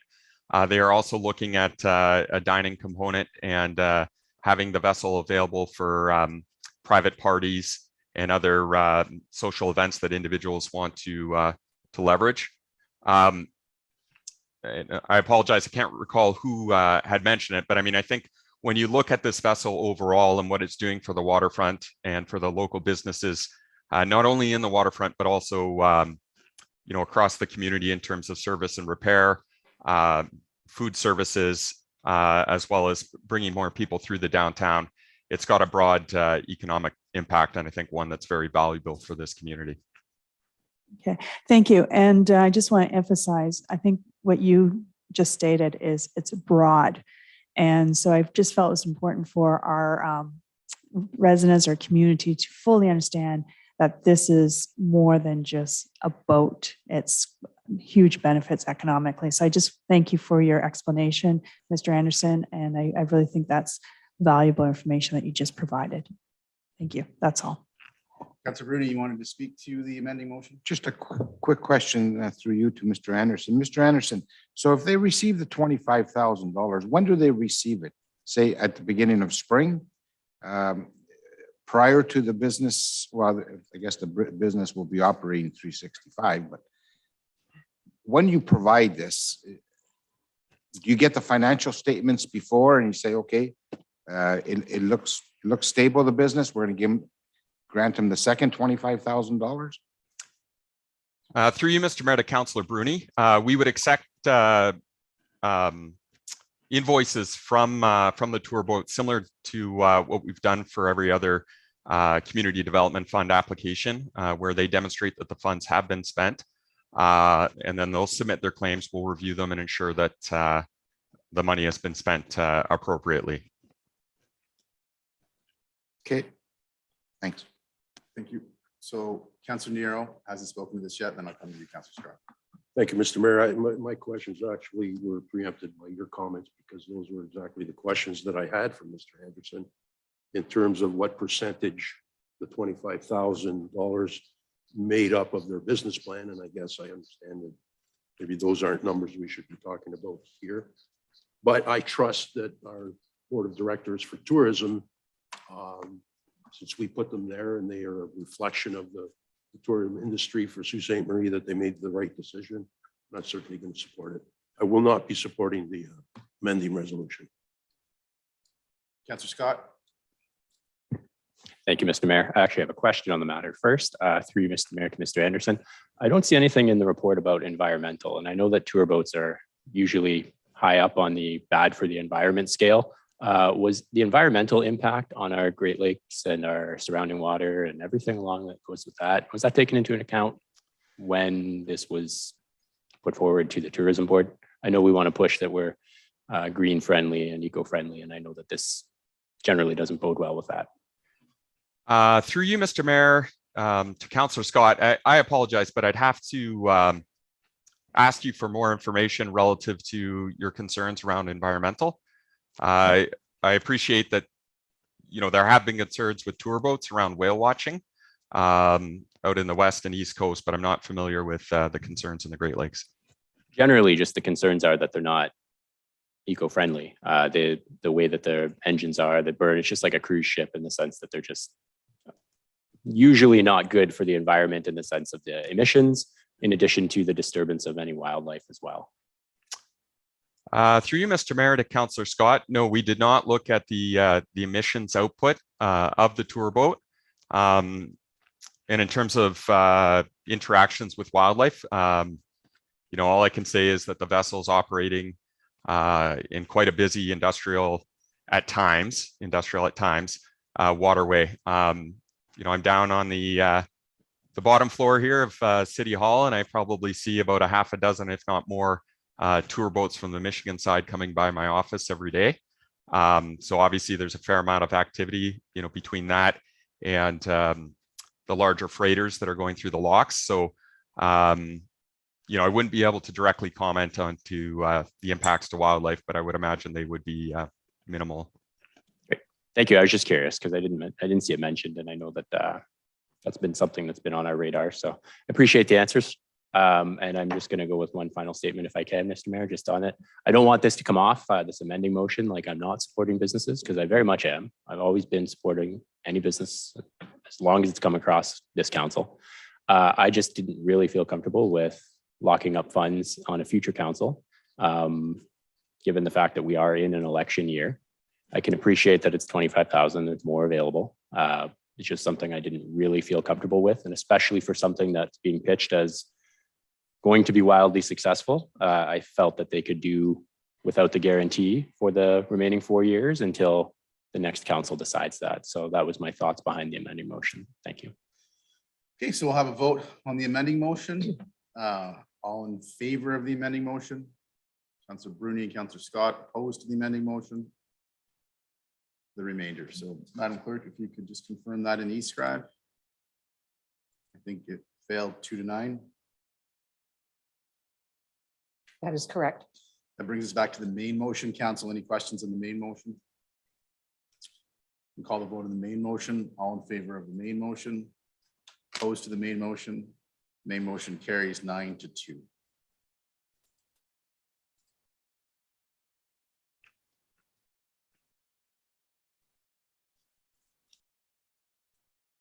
And that is correct, 9-2.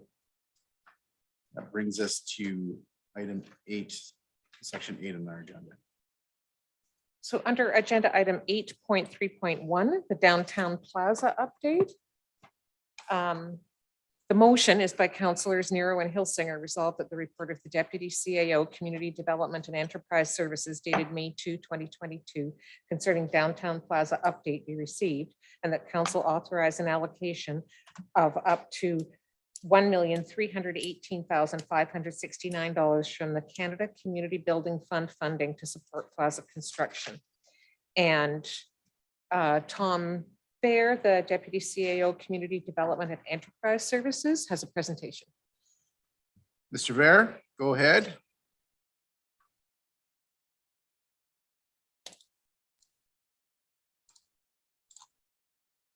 Thank you, Mr. Mayor. I appreciate the opportunity to present to council on the Downtown Plaza project. Madison, if you could advance to the next slide, please. So 2 tenders were received for the Downtown Plaza project. It closed on April 7th, and we had 2 bids received. The low bid was from Avery Construction at $8.7 million plus applicable HST. So this was over the budget established for the project. It wasn't unexpected given the current cost escalations we're seeing in supply chain, fuel, labor in other projects in the community. Next slide, please. Staff have been working with Avery Construction and also our consultants with Brooke McElroy and their sub consultants to look at value management opportunities as per our procurement policy. And the team has identified potential savings of almost $200,000. This would be things like replacing the materials for a metal fence to a wood fence, a roof decking alternative, squaring the corners on the bleachers, adjustments to electrical services, lighting control systems, speaker system substitution. So you can see that the team dove into it to try and identify any opportunities to save money and bring it back better in line with our previous budget. Next slide, please. On a positive note, we have had good news on the fundraising front since we last presented to council in September. So since that time, we've had an additional $277,160 that have been committed to the plaza. 100,000 of that is in-kind support, and the remainder $177,160 is a cash contribution. This brings the total fundraising for the plaza to over $1.23 million. When we initially talked about the Plaza project, we had a goal of 400,000. We had increased that to 600,000. And as you can see, we're able to over double the amount of support for the Plaza project. And we definitely want to thank all the sponsors and the donors to the Plaza for their generous support of this community project. Next slide, please. So when we look at taking the value management options and also the additional funding and fundraising since September, that leaves an overage of 1.3 million. We essentially looked at two main options. A, reduce the scope and scale of the Plaza project, and then B, continue with the project as tendered, accepting the cost reductions. Next slide, please. For option A, significant work was done, if council will recall, when we did some value management exercises with Brooke McElroy previously to bring the project in line. And we got the Plaza project down to what we thought were the essential components for the Plaza to maintain all the different activation elements and maintain the vision of that Plaza. Also, most of the major components of the Plaza have had sponsorship allocated. When we think of things like the fountain and rink from Honoree, the stage and screen, and we'll have an announcement on the sponsor there upcoming, and also the play structure from Sue Mel. Next slide, please. Option B, when we looked at how we could make up the $1.3 million overage, the city does currently have unallocated Canada Community Building funding of $2.2 million. So this funding would be sufficient to cover the West End Splash Pad project and also the additional Plaza costs. And we would have a remaining balance of almost $300,000 that could be spent on other projects. Next slide, please. As a reminder for council and general public about the Plaza project and what's included within the scope of the project, I'll just quickly go through a few slides of the project. So this is an overhead view, obviously, of the Plaza. We've kind of divided it into the upper and lower room, upper being closer to Queen Street and the lower room with the stage and screen and the mobile retail units on the bottom half. Next slide. So the Plaza will include, or is proposed to include, a ice skating rink in the winter that will have compressors that will ensure that we have ice from November to March, and it will be a place for activating the Plaza during the winter months, and another rink in the community that people can enjoy in the downtown core.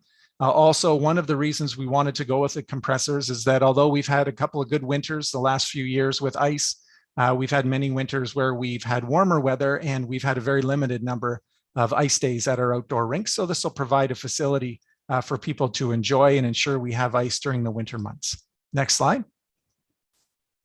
Also, we'll have a water fountain, which will be a great feature for activation in the warmer months. It'll be a place where children can play in the water, people can sit and enjoy the fountain and the lighting that goes with that, and a best practice recommendation for plazas that we've seen from other communities. Next slide. Also, the new Plaza building will be erected, which will have a skate change area. It will have public washrooms, an office for a staff person, and the Zamboni garage.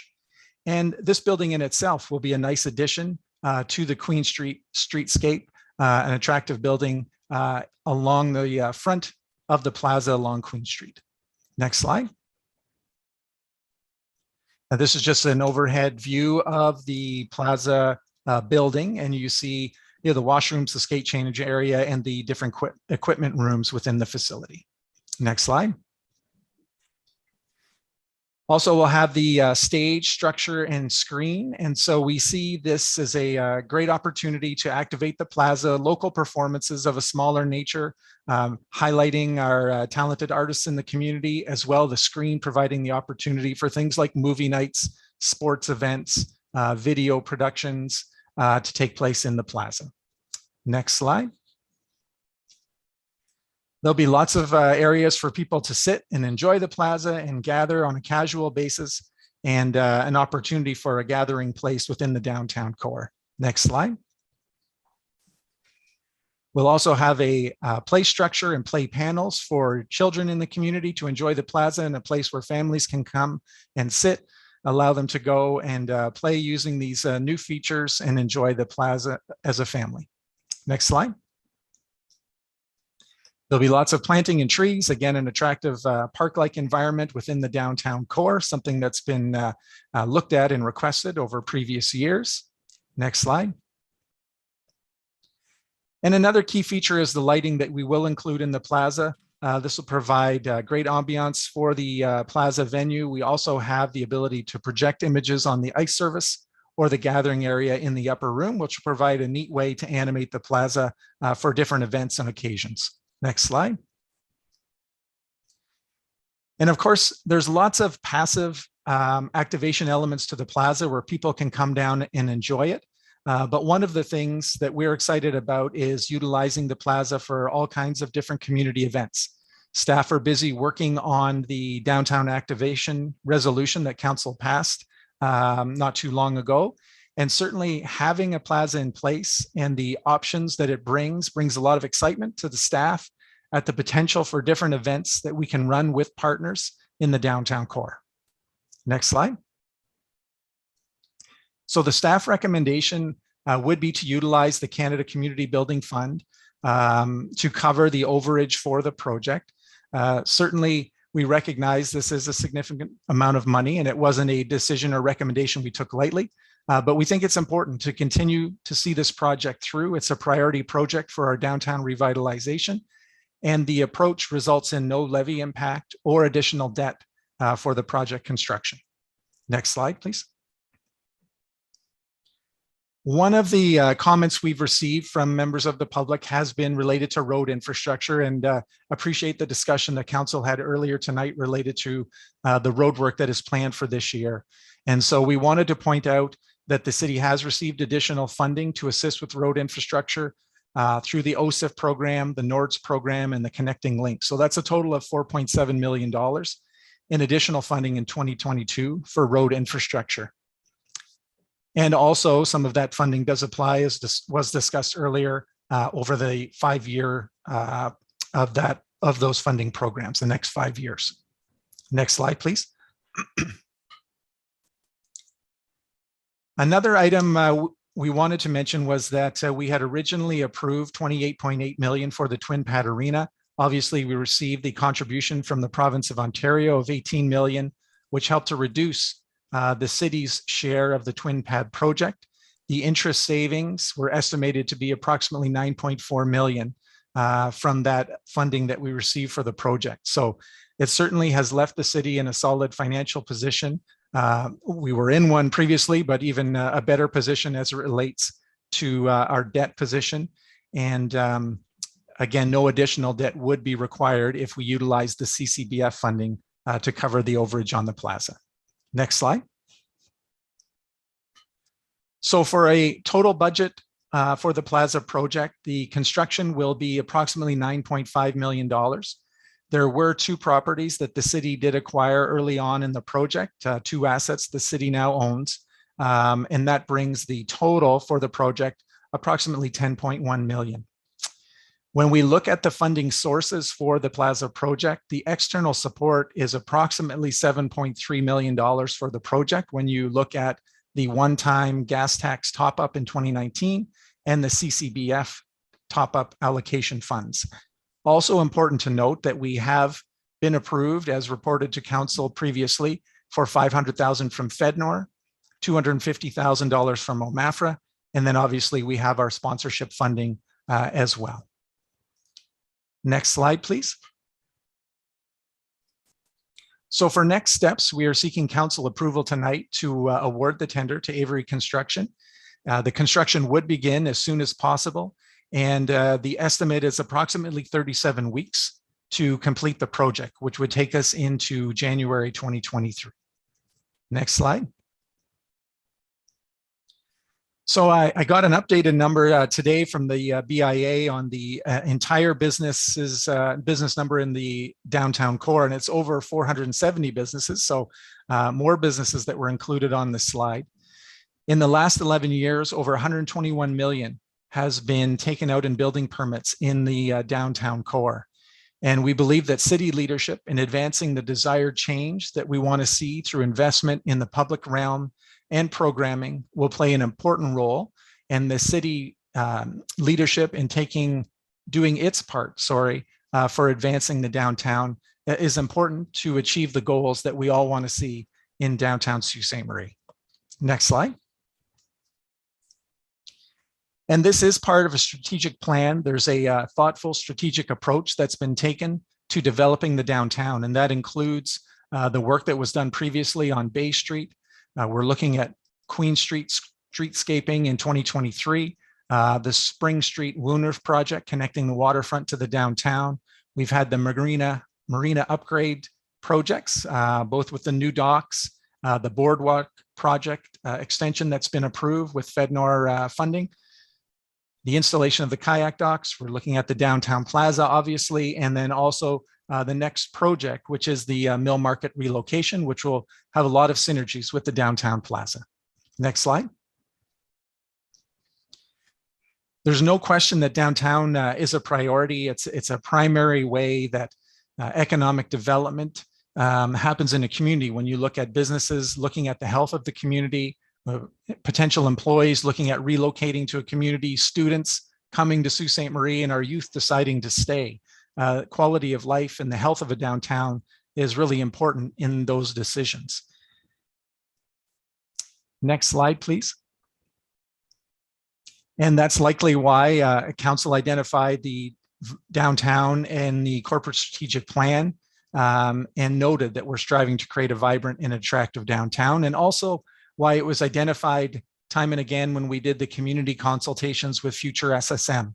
There was a lot of dialogue, a lot of outreach done, and certainly the downtown was identified as a priority in our revitalization efforts critical to the community going forward. Next slide.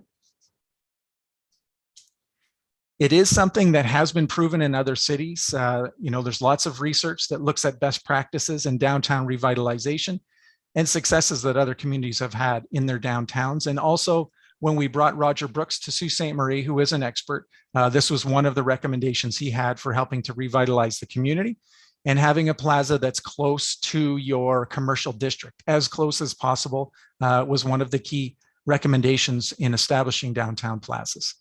Next slide. Another thing I thought it was worth mentioning is that, when we did the future SSM strategy and when we've talked to newcomers and people moving to Sault Ste. Marie, some of them expressed some difficulty integrating into the community. And, while it's not a silver bullet, we certainly feel that having a downtown plaza that allows us to host a diversity of community events, showcase different cultural groups in the community, and provide an opportunity for citizens of Sault Ste. Marie to come together, socialize, have fun, meet each other. This is an important part of community building and a benefit of the downtown plaza. Next slide. So in summary, we are taking a thoughtful strategic approach for downtown revitalization based on research best practices and expert recommendation. Obviously, that change we want to see doesn't come without hard work, collaboration, and investment. And, we are seeing success in our downtown as evidenced by the numbers for the building permits. We've had 2 restaurants just opened last week in downtown Sault Ste. Marie. So it's exciting to see that change coming. And I think we need to continue that momentum to see the end goal, which is, as we've talked about before, increased residential density, more businesses in the downtown, and increasing the vibrancy of that downtown. The next thing is that, Sault Ste. Marie should be confident in its future and invest in itself and the quality of life we have for citizens. We talked earlier in this meeting about Tenaris and the significant investments they're making. Obviously, Algoma Steel is making generational investments in the mill right now. OLG and Plato just the other week announced 100 job openings in Sault Ste. Marie. So there's lots of reasons to be optimistic about the future of Sault Ste. Marie. And I think investing in this plaza project, again, helps us to continue that momentum. And finally, we have the ability to do this. Certainly the city continues to exercise financial prudence and has the resources at hand to execute these important projects. So thank you for the opportunity to talk further on the downtown plaza, and happy to answer any questions anyone may have. Councilor, before I get to questions, and I saw your hand first, so I'll come to you first, Councilor. There are, actually, can you put that deck back up again? I do want to draw attention to the public. I think council's probably gone through the whole deck, but I do want to draw attention to the public. So I don't know who has control of the deck. Is that you, Madison? Tom has an appendix on here, and I think it's important, and I'd ask the public to take some time, if you're interested in this, to take a look at this.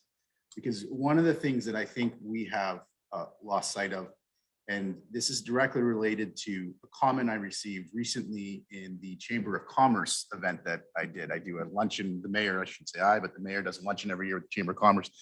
Councillor Bruni and Councillor Hilsinger attended that this year. It was virtual, but one of the comments that came up, it was about questions we received, it was about the Plaza. It was a local business person who has a business downtown. And what they had said was they really loved the idea, but they were anxious about communicating that because they didn't want, to be subject to kind of negativity on social media. But one of the constructive comments that that person made was that you're really not communicating well what you're actually doing. And I thanked him for the comment, and I believe that he was right. And we had a follow-up after that with staff. And I said, one of the things that we're losing sight of is the type of work you're doing and how long you've been doing it. We didn't just decide to take an empty parking lot and turn it into something. This was years of work. And if you look at the report tonight, there's a consultative report that's on there that shows what we were doing. But this goes back to Future Sault Ste. Marie. And it was years of work. And it's been here, I think, a dozen times. I don't have the final count. I asked Malcolm, he didn't get it to me, and him and I didn't speak, but it's been here at least 9 to 12 times in one way or the other. And the reason why is because this is a holistic plan to invest in our downtown. And the Plaza is just one part of that. And I think these images kind of, if you look at from slide 33 on, so if we can go to slide 33, I'd encourage the general public to take a look at these images. So if you look at slide 33, you see one of our first steps, which was Bay Street and improving Bay Street. I'm just going to give Do you mean that. the consultation summary or the PowerPoint? No, Tom's deck. I'm on Tom's deck, and I think it'd be good. Tom stopped his presentation before he went through this, and I think he just spared us all of it because we're obviously looking at it. But I think it's worth the general public seeing it. So if you look at, so this was obvious. So this is an image of what we did on Bay Street. And if you recall, when we were doing this on Bay Street, we heard a lot of people say to us, you really shouldn't do that on Bay Street. And there was some negativity about it. Then we did it. And there was a lot of positivity about it because that's part of what we're doing here. And so if you look at the next slide, Queen Street, there is a plan, and the community should know that, to invest in Queen Street and redevelop Queen Street. We were hoping to get Queen Street done during this council term, but for a number of reasons, some COVID related, some not, it's on the books for 2023. Malcolm, am I correct about that? Are we still have it on the books for 2023?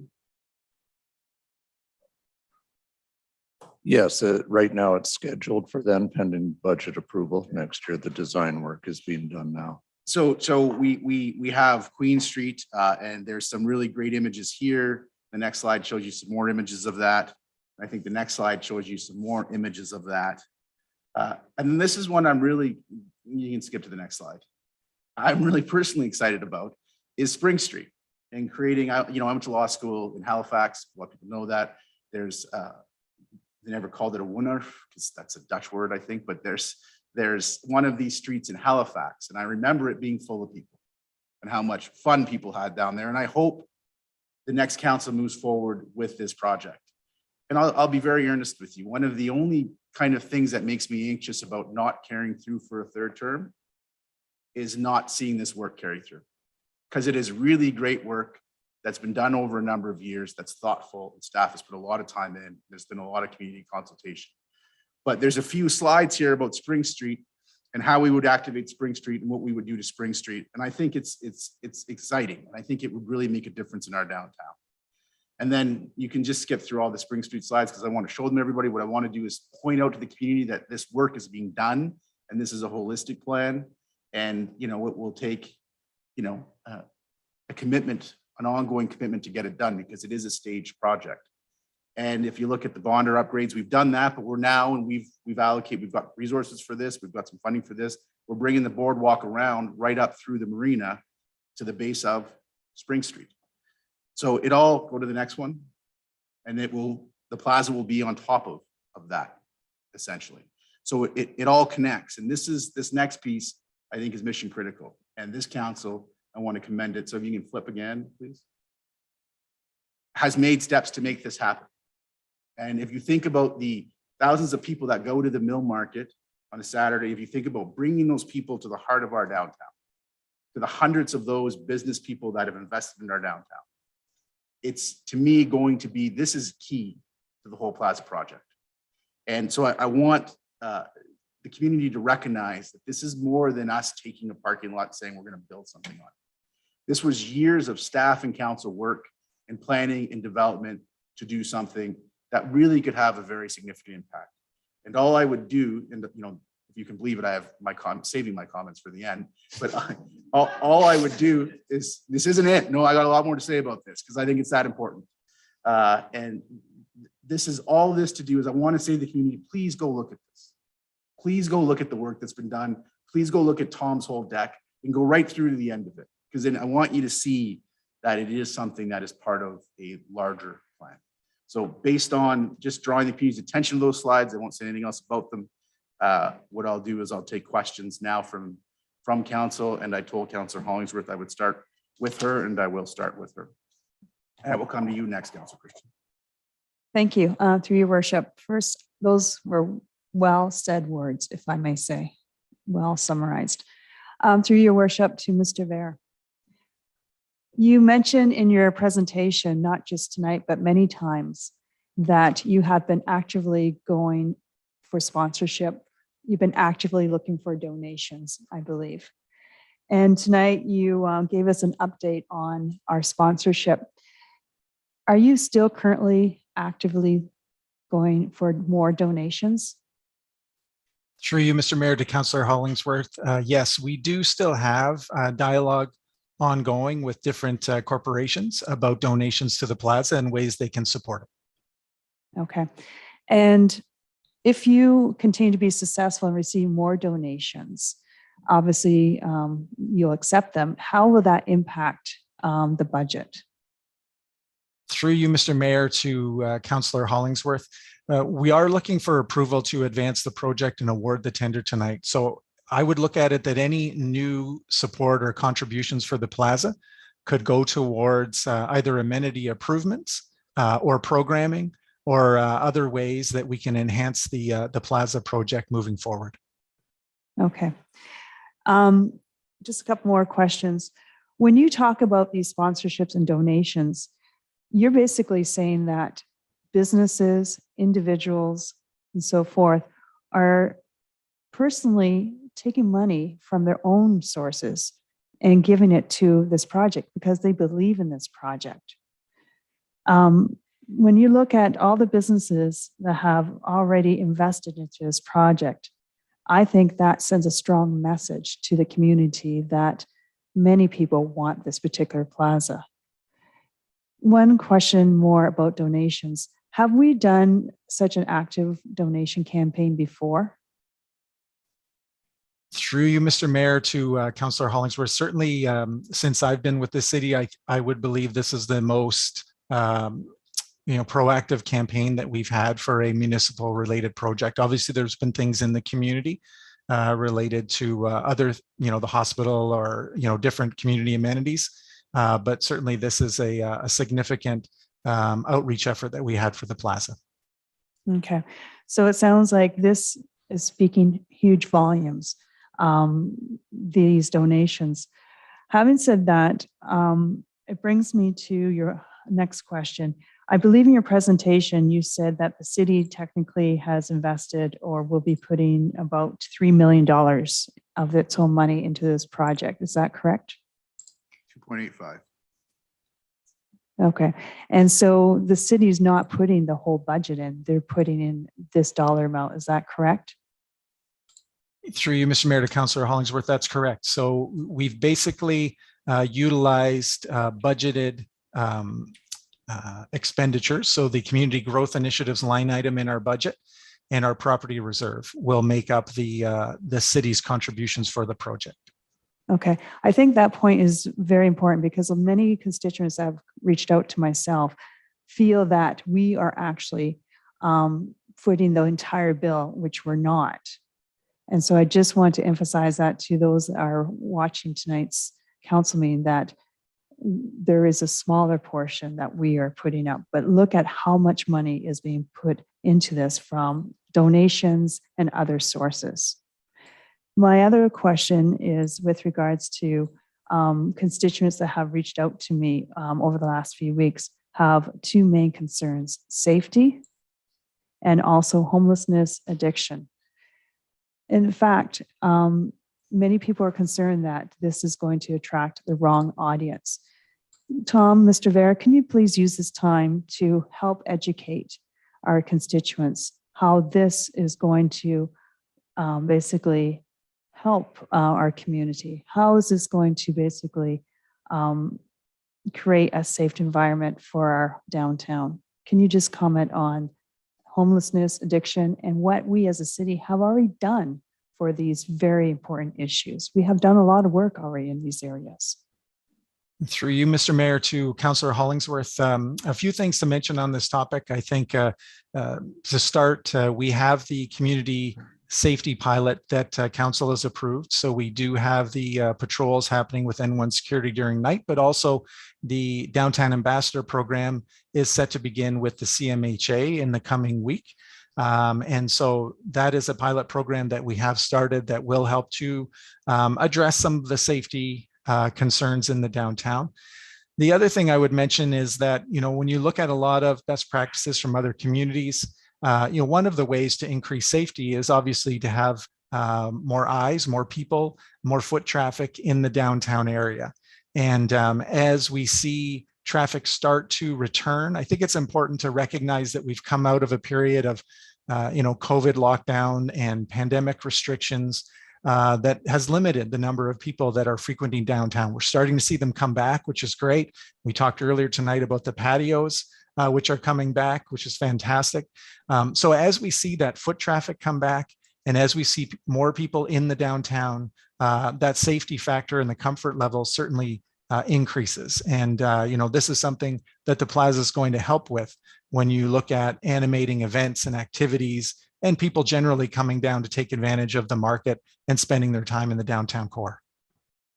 Okay, thank you. And again, those are very important points. And just one last comment with regards to homelessness, addiction, and safety. We as a community, we as council have been working very hard on these issues. And I just wanted to give some shout out to the DSAB board, to the chair, Councillor Dufour. We have been working very hard on these critical issues. So I do support the Downtown Plaza because we have to make sure that those businesses that have already invested into the downtown, we just gave out that award to IDA as one example tonight. We have put skin in the game ourselves. And so I support this, and I do have further comments, but that's all my questions for now. Thank you. Councilor Christian. Mr. Mayor, I don't have any questions. I do have comments, so if you'll indulge me, a few things I'd like to say. It's an important topic, so I'll step out of my customary role of being quiet most of the time and speak a little bit tonight. Okay, please. Anyway, I listen, I've said it before and I'm going to say it again. This project is needed for our community, and it's certainly needed for the downtown. We can't reiterate that enough. And I made this comment before. In the 1960s, the council of the day had the foresight and the wisdom and the vision to redevelop the waterfront. Many of you are too young to remember, but it was an industrial wasteland. And it took a real commitment on council and the city's part to revitalize that. And I can't imagine what that area would look like today if we hadn't have done that, right? So there's always a level of skepticism, concern, no change, please, no change, please. But we did it, and people, generations have enjoyed the boardwalk and walking along the riverfront. As a matter of fact, in 2014, the Canadian Urban Institute, which most people don't know, awarded our downtown redevelopment, or our waterfront redevelopment with their Brownie Award, recognizing what a great job we did. And I don't think most people know that. So we should take a lot of pride in that. Bay Street, same way. We heard negativity, you know, it's going to be difficult to get out of Greyhound games, et cetera, et cetera. And I'm sure it's slowed things down. But I haven't heard one negative comment. The mayor made the point. It's nothing but positive. So you have to have some vision. You have to have some commitment to growing the community. And I think that's important. Yeah, I know we have problems. Everybody on council knows that we have other issues. And I've had people come to me and raise them, just like Councillor Hollingsworth has. We're going to attract the wrong person down there. Except that every article I've read by an expert and every thing I've heard from an expert says the opposite. You have to invest in these areas in order to get the type of vibrant, active area that you want. This is actually going to help solve some problems, right? Some of this feedback I'm getting, unfortunately, is a little misguided or misunderstood. Roads is another one. Well, we have to put it towards roads. I think it's, you know, council made it abundantly clear that we hear the public, and there's going to be a plan to continue to invest in our roads, and it's coming, right? We can't just throw money at it. Mr. Ramil said it takes planning, but we hear you and we're doing it. Taxes is another one. Why are you spending money on this when our taxes are so high? Our tax rates are too high. What does that mean? Our tax rates are too, I'm not sure, but I pay a lot of tax. Sure, we all pay taxes. Nobody likes paying taxes. But the fact of the matter is, of all the 5 major communities in Northern Ontario, our taxes on a single detached bungalow are the lowest in Northern Ontario. We're $400 less, $300 less than Sudbury. Timmins pays $4,400 for a single detached. We pay $32. And we're $300 lower than the provincial average. So for all of these reasons, and the mayor tried to point this out, we're trying to dispel the facts or dispel the inaccuracies and focus on the facts and the things that we need to deal with. Councillor Hollingsworth pointed out that there is support for this initiative. We see it. And the public, whether it's private money or businesses, have come forward and they recognize the importance of it. Listen, the amount of money, I've expressed this. The amount bothers me.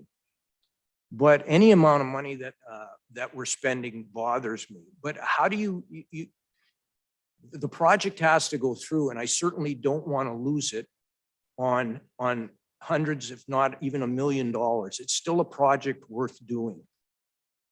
I think that's really, really important.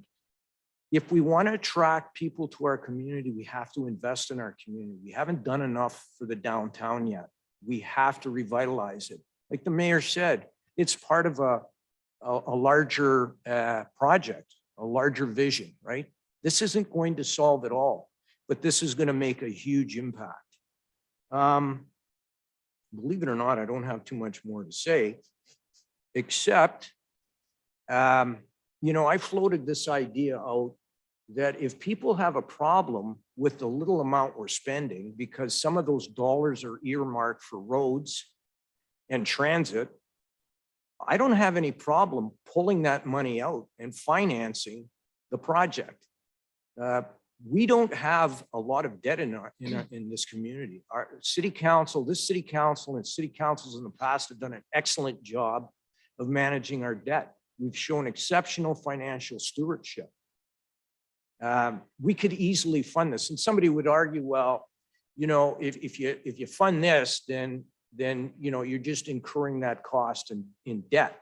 I realize that, but we're committing the money that would otherwise go to roads. So either way, in the future, we're likely going to have to borrow some more money, but that's not a big concern to me, because I know that as a community, I would argue that we're under-debted. We could spend more on our community. Per capita, we spend $100 per person per capita in Sault Ste. Marie on our debt. Thunder Bay, $1,900. Sudbury has over $300 million in debt. they pay $1,500 per person for their debt financing. We spend $110. So when people use this argument that, you know, we're throwing away money and I'm worried about my taxes, even if we decided to finance this, and I want council to consider it, and I'll wait for comments to come back, we could easily do it on this project. And we could put the one-time gas tax, 2.5 million in the CCBF fund money back into the kitty as a show of our support for those projects that those funds are generally used for. So I'm going to end my comments there, Mr. Mayor. I think we're in good shape. I think we have a lot of opportunities here. It's much needed in our community. I'm just hoping that people listening understand the facts, can see their way through the misinformation. And I know that council, having spoken to several individuals, are going to do their best to try to dispel the rumors and try to lay out some serious facts, as I'm sure you will when we come to a final decision on this. Very good. Thank you, Councillor Christian. Councillor Scott. Thank you, Mr. Mayor. I'll try to keep it brief. I know some of us are looking forward to the Leafs game. I do have a question to Mr. Ver. I'm just wondering. Sorry, Councillor Scott, I apologize. If we haven't missed it yet, I just want to tell anybody, if we're still on Shaw, you made me think of it. We're not on Shaw. We won't be on Shaw because of the Greyhound game. You can catch us on YouTube. So flip over to our YouTube channel and you can continue to follow there. So you made me think of it. No worries. I'm glad I could prompt you on that one. It's the season. Mr. Ver, I'm just wondering, so I see the breakdown of donations. I thought we received more, like I recall a Sue Mill donation of 50,000, some other donations. Is that listed somewhere? Through you, Mr. Mayor, to Councillor Scott. Yes, we do have in the report, we do have a breakdown of all the contributions that we've received so far. So Sue Mill did donate 50,000. What was in my presentation was just the donations since September, sorry. But in the council report, we do break them all down. It does total the $1.1 million plus the 100,000 in kind, which brings us to over 1.2 million. Great. Sorry, I completely missed the time frame on that slide. That was my fault. Another question. So you did mention that 37 weeks would be the hope for the turnaround on the project. I know that in some industries, there's quite a bit of back order on a lot of items, steel in particular. Have we done anything to secure what we need for that? Or is this 37 weeks including any possible material delay? Through you, Mr. Mayor, to Councillor Scott, we believe that the 37 weeks has factored in the secure supply of all the different components of the plaza. One of the value management items that we did have with the roof trusses was in part, it was a cost savings, but it was also in part related to supply chain issues to get that. So we have looked at that and we do think we're still on track with the 37 weeks in this environment. Great. That's actually pretty good. Thank you for that. And the next question, so if I'm understanding this right, the total project funding breakdown. So there's the one-time gas tax from 2019 of 2.5 and the CCBF total of just under 3 million. So that comes to, we'll say, just under 5.5-ish. So am I correct in saying that roughly half of the total funding of the project is from funds that theoretically could have been used for roads? Through you, Mr. Mayor, to Councillor Scott, that is correct. The eligible projects for the CCBF do include roads. And the one thing I would note is that both of the 2.5 million and that 2.9 million are one-time or top-up allocations. So we still have our regular CCBF funding that comes to the city. These were both kind of one-time funding allocations. I shouldn't say one-time, top-up allocations that came to the city outside of our regular allocations. So it is an opportunity when you have funds like that to take a look at, I believe, projects like the Plaza that can help move the community forward. We traditionally have earmarked our CCBF funds towards road work. We got these two one-time allocations that allow us to look at other projects. Thank you for that.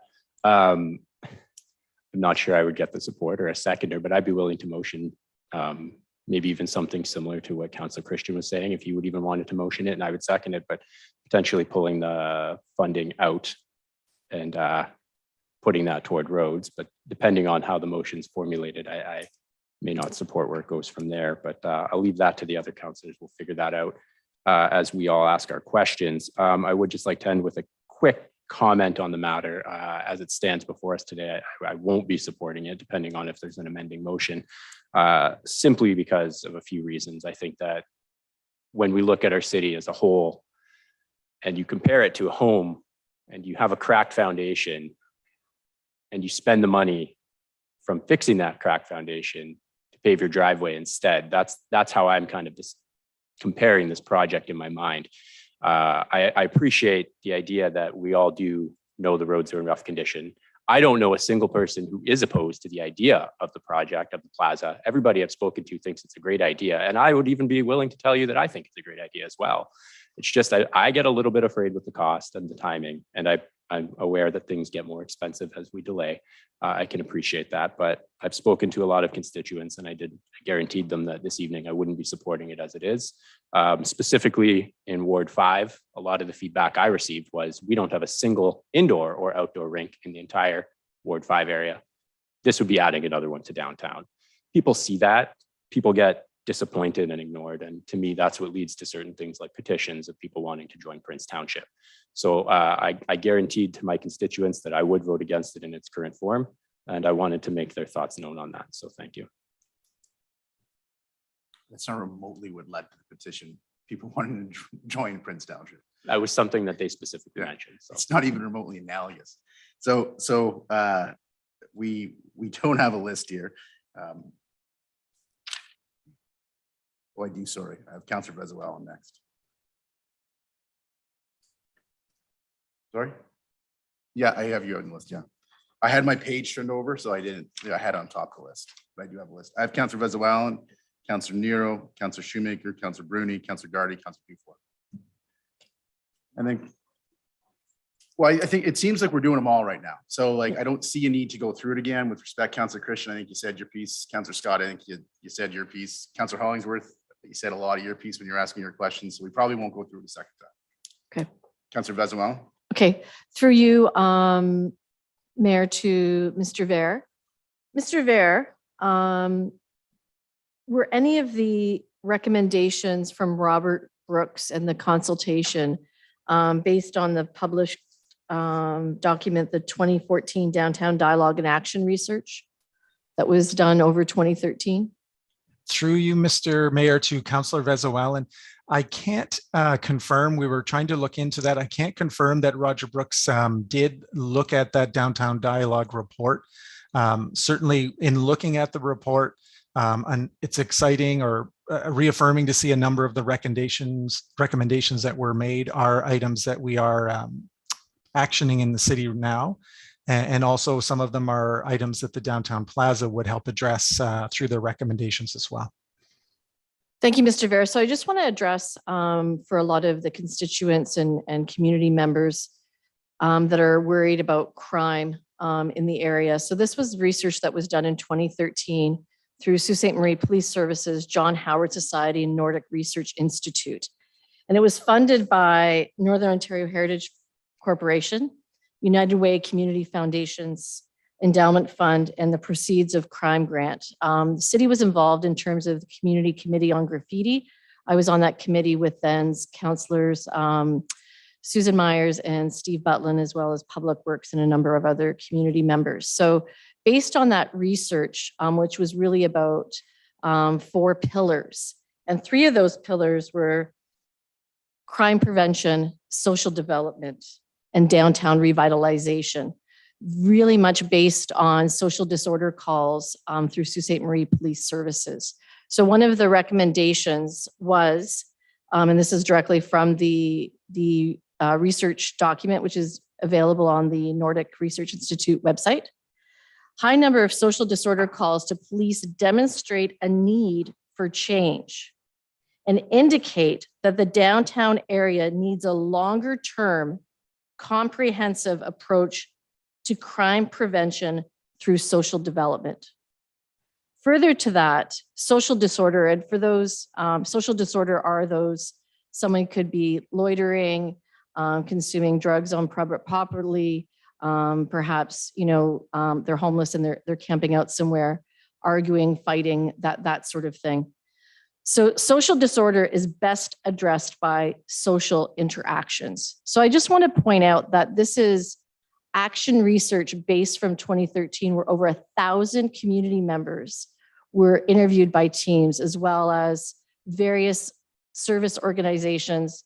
So the research is there. It's not just us saying we want a plaza. It's by addressing community need that we create an environment for people to thrive and have those social interactions and have pride in the community and have access to amenities such as the splash pad, such as the concert area, which I think it's really important to also point out, the majority of these activities are going to be free to the public.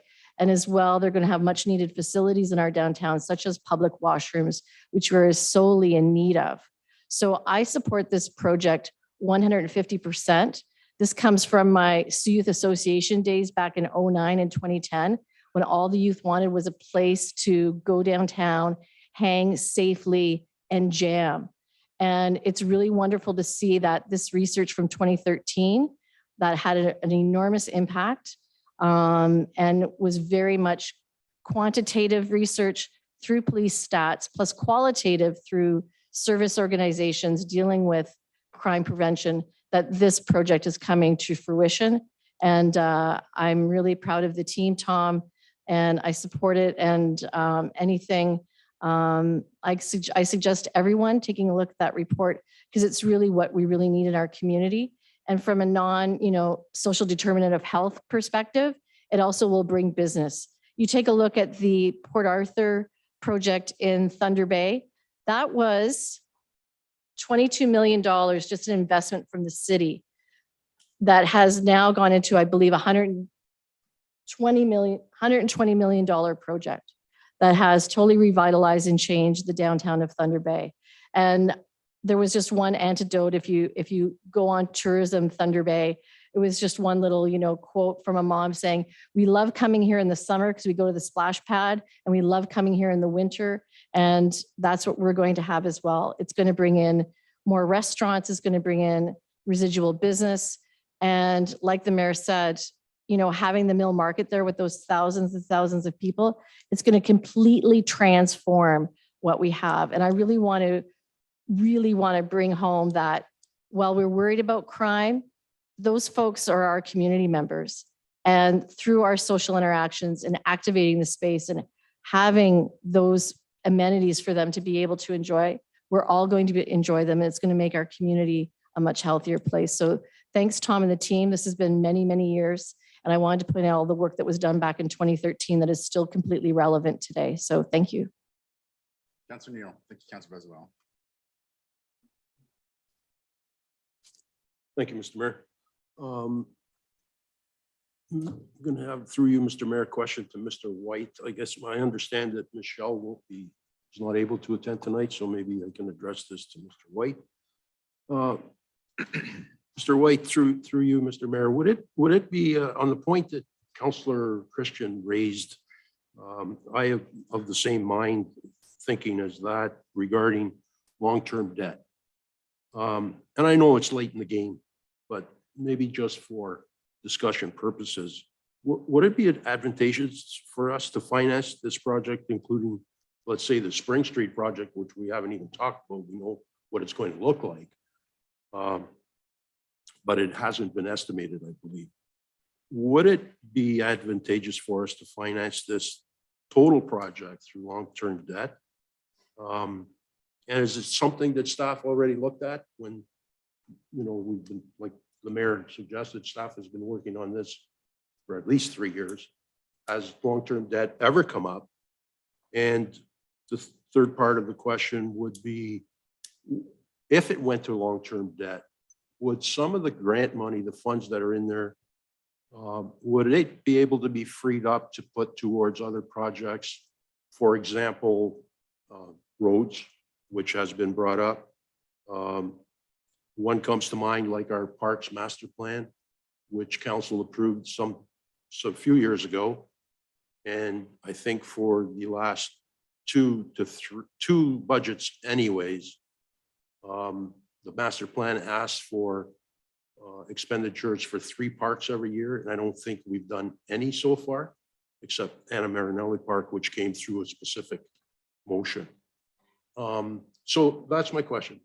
Where are we? If we look at long-term debt, is it something that can happen? Through you, Mr. Mayor, to Councillor Nero, regarding the question as far as utilizing long-term debt for the Plaza project itself, certainly we look at these sorts of things due to the mix of funding for this particular project. It's probably not one of the better ones to utilize long-term debt for. You mentioned Spring Street and utilizing it for the whole project, including that. This year, we are doing the design work for the Queen Street part of the project, including the streetscaping that will go along with that, as well as the design work for the Spring Street Wooner. Once we get that information and start costing out what it looks like, it may be that portion of the project may be candidate for long-term debt. We'll have to assess that once we get more information. As to the question about utilizing long-term debt for this project and then allowing some of that to go towards roads or linear infrastructure, what I can mention is staff will be looking at the potential of long-term debt and other financing to do a number of things as far as catching up for the community. One example I would note is the fleet services review that we had earlier in the year. If you recall, that review noted that we need to make a kind of a substantive jump to catch up to modernize our fleet and get so that we can utilize less fleet overall, but have a more modernized and really lower our repair bills. What you can look at, and are the studies we have underway this year will help finalize our thinking on this. You can look at utilizing long-term debt to do that catch up. And then as that study noted, once you've done that catch up, you do have resulting savings that you get, and the savings are then utilized to pay down the debt that you've used for the catch up, as well as hopefully you would have additional savings that you can realize on it. Regarding roads and linear infrastructure themselves, as council's aware, we're doing a study right now, asset management study on our linear infrastructure, which of course includes the roads and the services underneath the roads. That study will be complete this year and will inform us of the best way to go forward and the best mix of work to do, whether it's reconstruction, resurfacing, what have you. Once we see that information, along with the additional money that we noted that we're receiving for road work through the OSIP and NORD's top up, as well as the investment we make now, and as well as investments we may look at in the future, incrementally building up the amount of money we look on roads, there may be a spot for long-term debt to be used for that as well, in kind of the same sort of catch-up mode. So I think I've answered your question, but you can let me know if I haven't. Absolutely, absolutely. Very significant amount of information in there. Thank you for that. Your answer probably took away a lot of the comments that I'm going to make. I'm just going to be repeating things that you just said. So all I can say, Mr. Mayor, is I believe it's very important for us to go ahead with this project to make the investment for our community. Like Councillor Christian had said earlier, I too, most likely with every councillor at the table tonight, I've heard the same complaints about the project, which relate mostly to road work, because incidentally, we're at that time of the year when our roads are at the worst, and it's in top of everybody's mind. And we've also heard about taxes being increased, and we're doing a project like this. Hopefully it came out tonight that this was not a levy increase. It was not part of our increase in taxes this year. The way that it has been financed in tonight's presentation. As far as the roads are concerned, I'm not going to repeat everything we talked about tonight. We are spending a significant amount on roads. We heard that there is an automatic increase of $2.6 million automatically without the subsequent council increasing the road budget anymore. There still is, just from the grants that we're receiving subsequent to this year. And I totally agree. We have to look at ways of doing more road work. We do. But I would not agree with anybody that says that we have been ignoring our roads. I think that we have been approving a significant part of our budget towards that work. But even so, roads are what they are. We need to do that work, but we can't forget the overall vibrancy of our community. Everybody, everywhere you look, communities are investing in their downtowns. And we've been talking about this for a very long time, not just last term or this term, a long time. The question comes up every election period about what we're going to do for downtown. Well, staff together with council came up with something what we're going to do, and I think it's definitely time to do it. Mr. Vere's report spoke to everything we've done so far, around the downtown area. And Mr. Mayor, you pointed out very well, exactly what those projects were and ongoing. We talked about the projects that are tied to this one, Queen Street, Spring Street, tying it to the boardwalk, the new section of boardwalk going in, and this is all tied together. It's part of a bigger plan. So, in the final analysis, I think we all know that we need safe roads and good roads to travel on. But at the end of the day, we need roads that have to lead somewhere. We have to go somewhere with these roads. So these projects are important. And I think this project itself came in obviously significantly higher than we expected, but I think it's doable. So I'm going to support it. Thanks, Councilor Nero. I have Councilor Shoemaker next. Thank you, Mr. Mayor.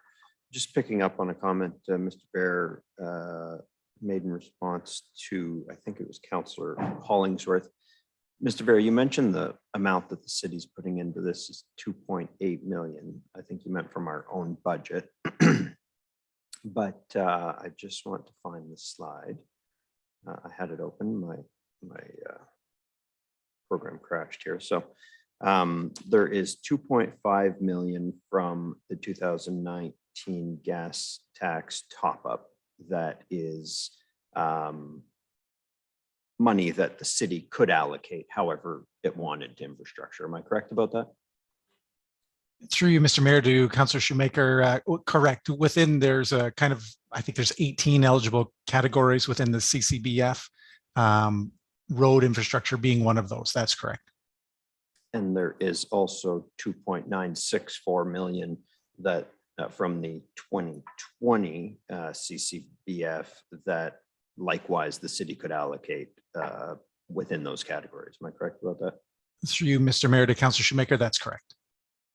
So of the 2.8 that you talk about that we have put in on our own, there's 2.7 million from our own budget and 110,000 from a reserve. But really that 5.5 million from the gas tax, we could allocate elsewhere.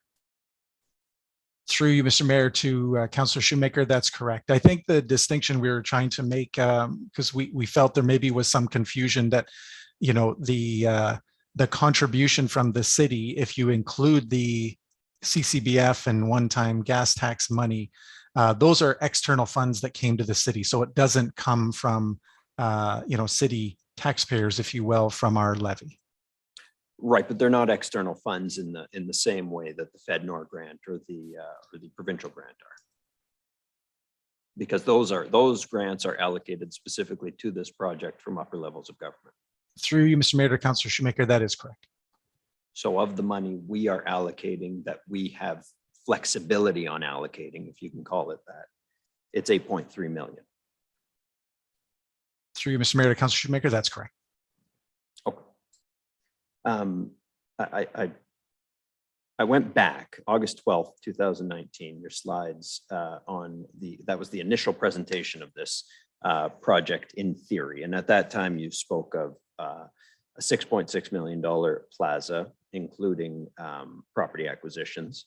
And the city's contribution at that time was 3.2 million. So we were contributing about 48% of the total project cost at that time, at least in theory, at a very high level, the numbers you're presenting then. Today, including property acquisitions, the project is at 10,200,000, 10.2 million. And we're contributing $8.3 million of that. So we're contributing 81% of the total project cost from funds we could otherwise have control over.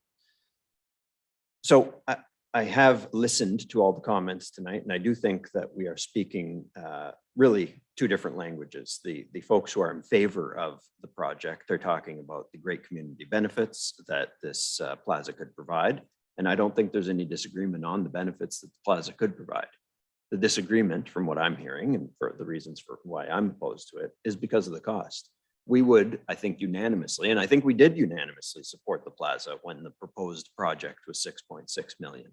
It was anticipated at that time we would get $2 million in provincial funding, additional federal funds, but those additional funds didn't pan out. And we, each time that the project came back, increased the amount that the city was contributing to the project. And for that, that's where the opinions, I think, started to diverge on this project. You had additional funding that didn't pan out and increased costs that needed to be covered. And it ended up all falling on our shoulders, the city's shoulders. And each time this council, the majority of it, has approved the additional costs. And I think it is poised to tonight as well. However, the line needed to be drawn somewhere. For me, that line got drawn several meetings ago when the project costs became too significantly, the percentage of project costs were paid too significantly by the city. And so I haven't supported it since that time. At 81%, I think we are, we are essentially financing this whole thing on our own. And I think that that is too high of a financial burden to bear. I think we all agree that the plaza concept is good. It's the cost that I cannot see us approving or do not support us approving. And that's the reason why I won't support this tonight, haven't for a couple meetings or for a couple iterations. And I think if we could remove a feature or change the layout or the size of it to bring the cost down, I think you'd have greater council support and greater community support. And then we may even want to go back to the drawing board to ensure that this fits within the funding envelopes of NOHFC or other federal infrastructure programs. And I think that if those costs got brought down, the 81% of the budget that we're spending on this $10.2 million plaza, you would find much more widespread support at this council chamber and in the community. Thank you, Councilor. The one comment for clarity, the project did fit in the funding envelope at the NOHFC. It wasn't denied because it didn't fit into the funding envelope. It was denied for other reasons. So I have Councilor Gardy next. Thanks. Excuse me, Mr. Mayor. Thank you. I'm going to quickly address my Ward 5 colleague in his comments, and I just he should give himself some credit along with the rest of the council, because as it relates to the West End, whether it be Ward 5 or parts of Ward 4 and Ward 3, I'd say that this council has been as responsive as any council in years. I said, we have a state-of-the-art twin pad arena being constructed, which includes an indoor walking track to make it a very inclusive activity center. There have been improvements to Manzo Pool. Soon we'll have a West End splash pad located there. The Elliott Field and Park have been identified as a signature park for the community. And we now have pickleball courts there for many people to enjoy. We've seen tennis court improvements in the West End. We have active transportation finally in earnest in the West End, those opportunities. And we have a plan to move the hub trail to extend into the West End. And we're bringing more and more people to Point of Shame Park by way of Councillor Shoemaker's initiative with the beach bus that he and Councillor Scott and I are supportive of. You know, Anna Marinelli Park is getting a lot of improvements too, and so is the James Street community. As it relates to this matter, Mr. Mayor, we want and we need people to move here. We want students who reside here to stay to study, but we also want to attract more students to study at our post-secondary institutions. We need more students there. We want people to visit here to support our local businesses, like our hoteliers, our restaurateurs and retailers. And we want people who already reside here to have amenities, excuse me, for them and their families to enjoy, to enhance their quality of life. A vibrant, engaging downtown is a critical prerequisite to attracting and retaining young people, families, and talent. Every modern, sophisticated city should have a public square plaza close to the center of their downtown that is accessible with broad appeal. This will be Sault Ste. Marie's. I support its development, and I encourage my council colleagues to do so as well. I've said this repeatedly, and I'll say it again. We can't always rely on other levels of government to move our community forward. I'm hopeful that a strong majority of council will vote in favor of this Plaza project. Sorry, thanks, Mr. Mayor. Thank you, Councilor Gardy. Councilor Bruni. Thank you, Mr. Mayor. First of all, I'd like to thank Mr. Ver and city staff for the report and their commitment to this project. I understand many, many hours were put into this project. Also, I'd like to thank the sponsors. A very impressive list. The Roger Brooks report, I truly believe he is on the right track. I don't totally agree with everything, but I must say most recommendations are good. My question to Mr. Ver is, was there any discussion about the removal of the artificial skating rink in the budget when staff reviewed the RFP and tried to reduce costs? That's number one. The second question is regarding the 37 weeks for construction to be completed. What insurances does the city have? And also from a cost of 10.1 million, only $200,000 were savings or reduced from the budget. If you can comment on those three, and then I'll just have a closing statement. Thanks. Did you catch those? You caught all that, Mr. Ver? I believe so. Thanks, Mr. Mayor. And I should, before you go, Mr. I should correct. I've been told accurately, the clerk told me that we were going off Shaw tonight. That's not correct because the Hounds won in game 5. There was no Hounds game tonight. My in-laws who are avid Hounds fans are going to be annoyed with me for overlooking that, but the Hounds have moved on to the next round of the playoffs. And so we are still on Shaw. So Mr. Ver, go ahead. There you go, Paul. You're okay. Everybody heard you, Paul. Through you, Mr. Mayor, to Councillor Bruni. Yes, I think to start at the top, we did look at all options when we were looking at bringing down the cost of the plaza. Certainly, taking out major components is something we did consider.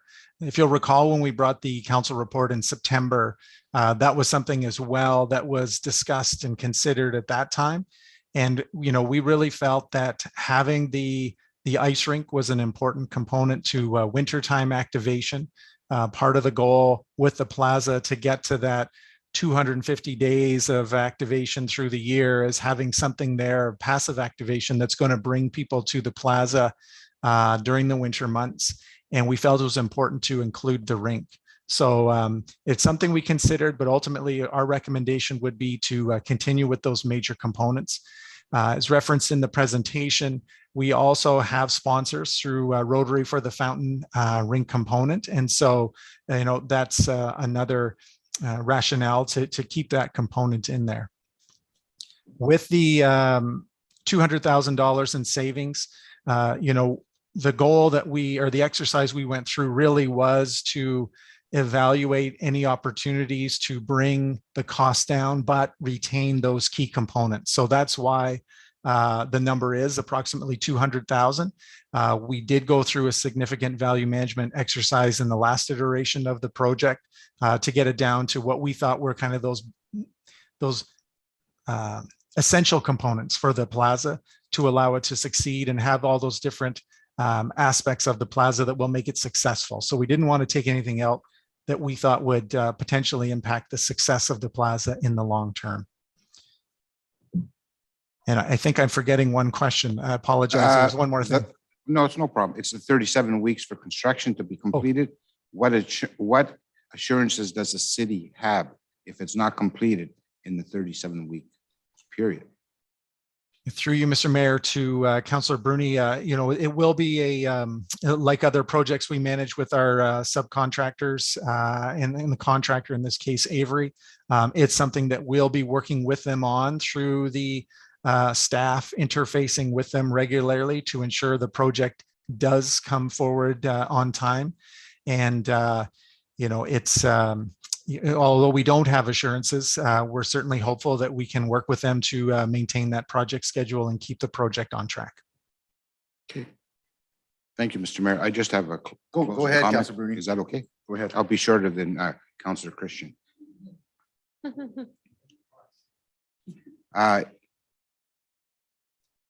In the document that Mr. Ver has provided, states a common piece of feedback heard through Future Sault Ste. Marie was that some newcomers express difficulty integrating in the community.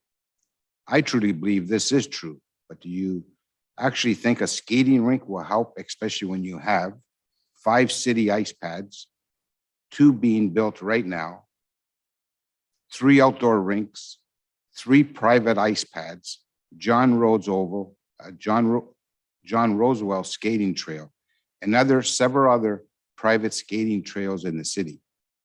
So I want to be specific here. I'm not against the downtown plaza.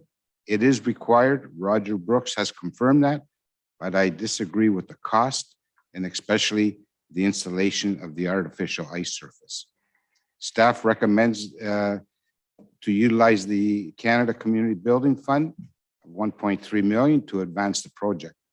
I understand this approach results in a no levy impact to the taxpayers, but we must also remember we will have maintenance costs once this facility is built. This plaza is being built, and 265,000, I'm sure, will increase year by year. With the elimination of the artificial ice surface, that cost will be down. To the mayor and the city council and city staff, do you believe it's the right time to build this elaborate downtown plaza or a more affordable plaza with the elimination of the artificial ice pad? You can still have a center gathering point with all the amenities as listed in the report, like the water fountain, stage structure, seating area, play area, greenery, and advanced lighting. A big screen TV for special events, and people will congregate. But do you still believe the artificial ice surface is required when we have so many ice pads available? Are we duplicating a lot of our services? It will be a cost savings of over $1 million. And also the general maintenance will be reduced once the plaza is built. This will help the downtown area. But again, at what cost do we build it? When half the cost is paid by the gas tax, which we can be allocated back to roads in the future. Did you know so far the city has over 162 damage claims that were submitted up to March period? And those will obviously increase until the hot asphalt is applied. So I leave it with our councillors. Do you think we should be spending the 10.1 million, or can we reduce the cost? And I will vote against it because I believe the cost is too high, and we'll go from there. Thank you, Mayor. Thank you, Councilor Bruni. Councilor Dufour. You did good. Councilor Dufour, then Councilor Hilsinger, then I'll say a few words and follow. Thanks, Mr. Mayor. I don't want to cover the territory that's been well covered by my fellow councilors. The one thing I did want to put out there, the argument I wanted to make is I actually don't believe that the majority of the community is against this project. I think it's quite the opposite. I've gotten the same number of emails against the plaza as I got that were against Bay Street. And to be honest, since Bay Street was built, I've gotten nothing but 100% positive feedback. I ran for this seat in 3 different elections. I knocked on thousands of doors, and at the majority of the doors, what people wanted to know was what kind of a vision I had for the success and the revitalization of our downtown and waterfront. And, while this plaza isn't the entire vision, I think Mr. Ver very well presented that it is a pretty significant plank in the overall path forward to create that downtown. One of the other reasons that I feel that there's such widespread support for this in Sault Ste. Marie is I kind of look no further than how many people I know who leave Sault Ste. Marie and spend tons and tons of money in really nice downtowns that are not in Sault Ste. Marie, downtowns that have been invested in, downtowns that have been prioritized, whether you're talking Traverse City, Petoskey, Chicago, Toronto. I would argue that one of our best exports is some of our own citizens, who choose to spend weekends away in downtowns that have been invested in. And there's really no reason why Sault Ste. Marie could not be that place, not only for its own citizens, but for other citizens to come visit our city. So with that, I won't recover any of the arguments except to say that I will certainly be supporting this. My answer is yes. I do believe it is a prudent spending of our money. The only thing I wanted to cover that I do think is a very serious issue and a very valid point to be made is the folks who are talking about the crisis in homelessness, mental health, and addiction that our city has experienced. That is a real crisis that we have been dealing with, but it is one that our DSAB board and staff have been rising to the challenge to meet in as many ways as they are legislatively allowed to do so. I'm looking here at our homelessness related budget that was presented to this council in November. In 2019, we spent just over $2 million related to homelessness. Just by 2021, that number had grown to over $5 million. So we have over doubled our budget just in the 2 years since 2019 on that alone. We announced last week that we will be investing $10.4 million into a brand new men's shelter, a neighborhood resource center. It's going to have Dr. McLean's offices, transitional units that the city's never had before for our most vulnerable citizens. We have a totally rebuilt Pauline's Place, new shelter operator, all of these things that the city can touch to address homelessness and mental health and addiction. Those things are being funded, and building this plaza does not set any of the next steps for that plan back whatsoever. We still are going to look at how can we do more supportive housing? How can we do more affordable housing? And how do we continue to grow our homeless shelter system to really meet the needs, not only of our clients, but of the downtown. Downtown businesses also care deeply about the people that they see on the streets in front of their businesses, and they want to see them get the kind of care that they need in order to succeed as members of our community. And so, this plaza, I think you can do both at the same time. You can address mental health and addiction and homelessness, and you can also start to build the downtown that is going to keep your residents here and hopefully attract new ones. So happy to support this tonight, and thank you for the time, Mr. Mayor. Thank you, Councilor Dufour, and thank you to you and the DSAB board, all the DSAB board members who serve on this council for all the really great work that you've done to address some of those challenges. Councilor Hilson.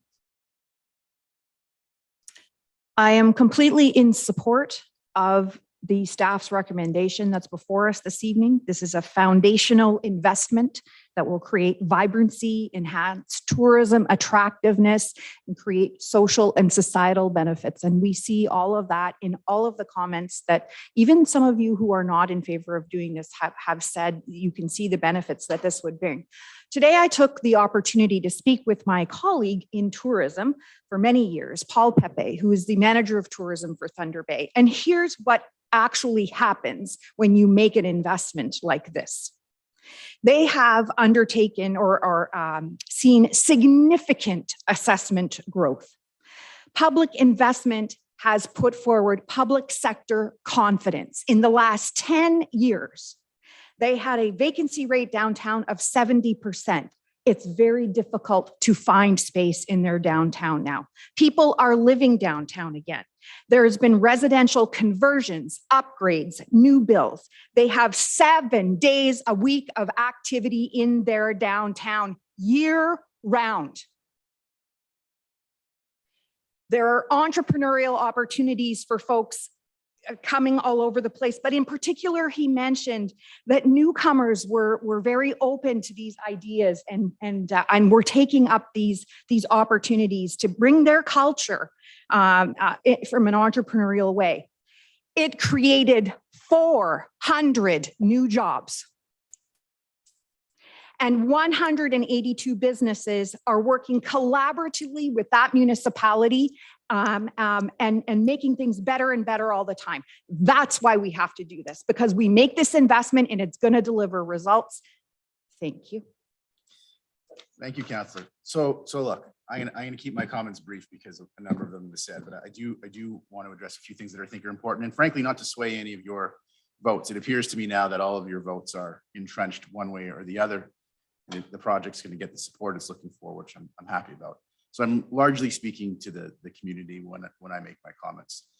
And I want to just address one comment Councillor Scott made, because I think it's an important one. And I don't, maybe it's because of my position as the mayor, as opposed to being a ward councillor who's looking out for a ward, but I do want to recognize Councillor Gardy's comments. You guys have done a good job in Ward 5, and there's a lot of things happening in Ward 5, but I don't see municipal investments belonging to a ward. I don't believe what we're doing in the downtown belongs to Councillor Dufour and Councillor Vezelwell. It's their ward, but I believe it is our community's investment. I don't believe Pointe-Shane Park belongs to you and Councillor Gardy, right? Or the folks that live out there. It belongs to the community at large, and we've done a good job trying to get more people out there to enjoy it. But I want to use a metaphor, just to carry on the metaphor that you used, is when there's a crack in the foundation. And it's a good metaphor, but we have to decide collectively what we see as the crack in the foundation. What is the actual crack in the foundation? And I'd suggest to you in my 7 years here, I don't believe the crack in the foundation is the state of the roads. I believe we should be investing more in roads. And I believe this council has made the decision to invest more in roads. And I believe we are investing millions more in roads today than we were a couple of years ago. That number is going to continue to increase. But that's not the crack in the foundation, in my opinion. My opinion is only relevant for the next 7 months, but it is still relevant. The crack in the foundation is that we have to make these type of investments in our community. And if we do not make these type of investments in our community, we will not see the vibrancy and the growth and the assessment that we want to see. And the reality is, we don't habitually make these type of investments in our community. And when we do, it's a big deal, and it shouldn't be. And if you look at the amount of investments made in other communities, in our comparators, these quality of life investments, they dwarf ours. So this should be commonplace. It shouldn't have taken to the last term of council to get a splash pad in Sault Ste. Marie. And we will have a second splash pad. But it took a lot of years to get to a place where we had 2 splash pads. And actually, when the cost came out for the second splash pad, we knocked it down. And one of the reasons why we knocked it down is I don't think there's a cultural kind of acceptance in the community that these are normal types of investments to make. And we have to make them normal, because we are competing with other communities for people, and they're making these investments. And I invite you to look at the investments Sudbury's are making, and the size of them. And I invite you to look at the investments that Thunder Bay has made and is making and the size of them. And the reality is we had a big investment, $32 million. We were willing to borrow it all. And we didn't have to. And tonight you saw in that presentation, there's a $9 million savings just on interest. Forget the capital we didn't outlay, but we're saving $9 million on interest on an investment we didn't have to make. Now, we can do the math on this two ways, and I think it's important to be clear about it. The actual money from our municipal budget is $2.85 million. It's a third of the interest we were willing to pay for a twin pad in one area of our city. Now, I recognize, to Councillor Shoemaker's point, we did receive $5 million from the federal government that we can use for other things, but it's a limited use. And it's not money that came from the rate base. So that's something that people in the community have to recognize. We're authorizing a $2.85 million investment of our own money, but then we are authorizing the expenditure of federal funds we receive. But the reality is these are modest investments in a critical part of our community that we all have talked about improving. And these have to become normalized investments. And I think that's one of the things we're doing today as a council. I agree with all the comments that were made about debt. We should be borrowing more to do more things. They know, when I say they, staff knows that's my opinion. But culturally in this municipal corporation, we don't look to borrowing very quickly. That's left us in a very solid position financially, and will leave the next council with a lot of opportunity to do great things. And I encourage you to. But we're not going to get there if we make a big production about spending modest amounts of money to improve a core area of our community. And I think one of the most important things we're doing tonight, beyond moving forward with this, is saying to the community, these investments are critical. We need to make them. We need to believe in ourselves and invest in ourselves. And we're seeing lots of really healthy and good activity in the downtown. We're seeing new businesses. We're seeing some young entrepreneurs. We're seeing significant investments that dwarf this one in buildings in the downtown. And we can't ask for that or continue to expect that or hope it happens if we don't make our own. This is a modest, reasonable investment that came after years of collective work in our community and a ton of consultation. And it makes sense. I'm very happy to see it move forward tonight. I'm happy to support it. And I can hope we get far down the road on the mill market investment before the end of this council term. And I hope that the next mayor and council have more ambition than we did and do more than we did. But I hope they can build on what we've done and find some political courage to recognize that these are the right things to do. So the clerk has called the vote up. I think that is pretty much the extent of it. So we'll call it now. All in favor? Opposed? So the motion passed 8-3. And on timing, that's been raised a couple times, I want to say we've got a contractor here that the city has a lot of experience with that I think generally delivers all the projects that we've had them deliver on time and on budget. So I have a lot of confidence that this contract will be delivered on time and on budget because we have a lot of good experience with the contract. So the 8.3.2 is the tender with respect to the downtown Plaza development. And it's a motion by councillors Nero and Hilsinger, resolved that the report of the manager of purchasing dated May 2, 2022 be received, and that the tender submitted by Avery Construction Limited for construction of the downtown Plaza at the negotiated tendered price of $8,594,530.71 plus HST be approved. Sorry, all in favor? I thought she had read it because it was up on eScribe on our computers. Opposed? There were two. Oh, there were two. Yeah. One was to accept the deputy CAO's report and authorize the allocation from the Canada Community Building Fund, and the other was the tender. Do you have me as in favor then? Because I don't have that vote. I do now. Okay. Thank you. Councillor Christian. He was in favor.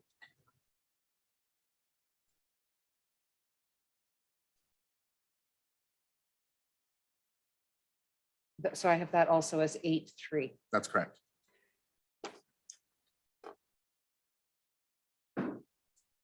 That will take us to bylaws. I have a motion by Councilors Nero and Shoemaker, resolved that all bylaws under item 11 of the agenda under date May 2, 2022 be approved. All in favor? Carried. And a motion by Councilors Nero and Shoemaker, resolved that this council now adjourn. All in favor? Carried.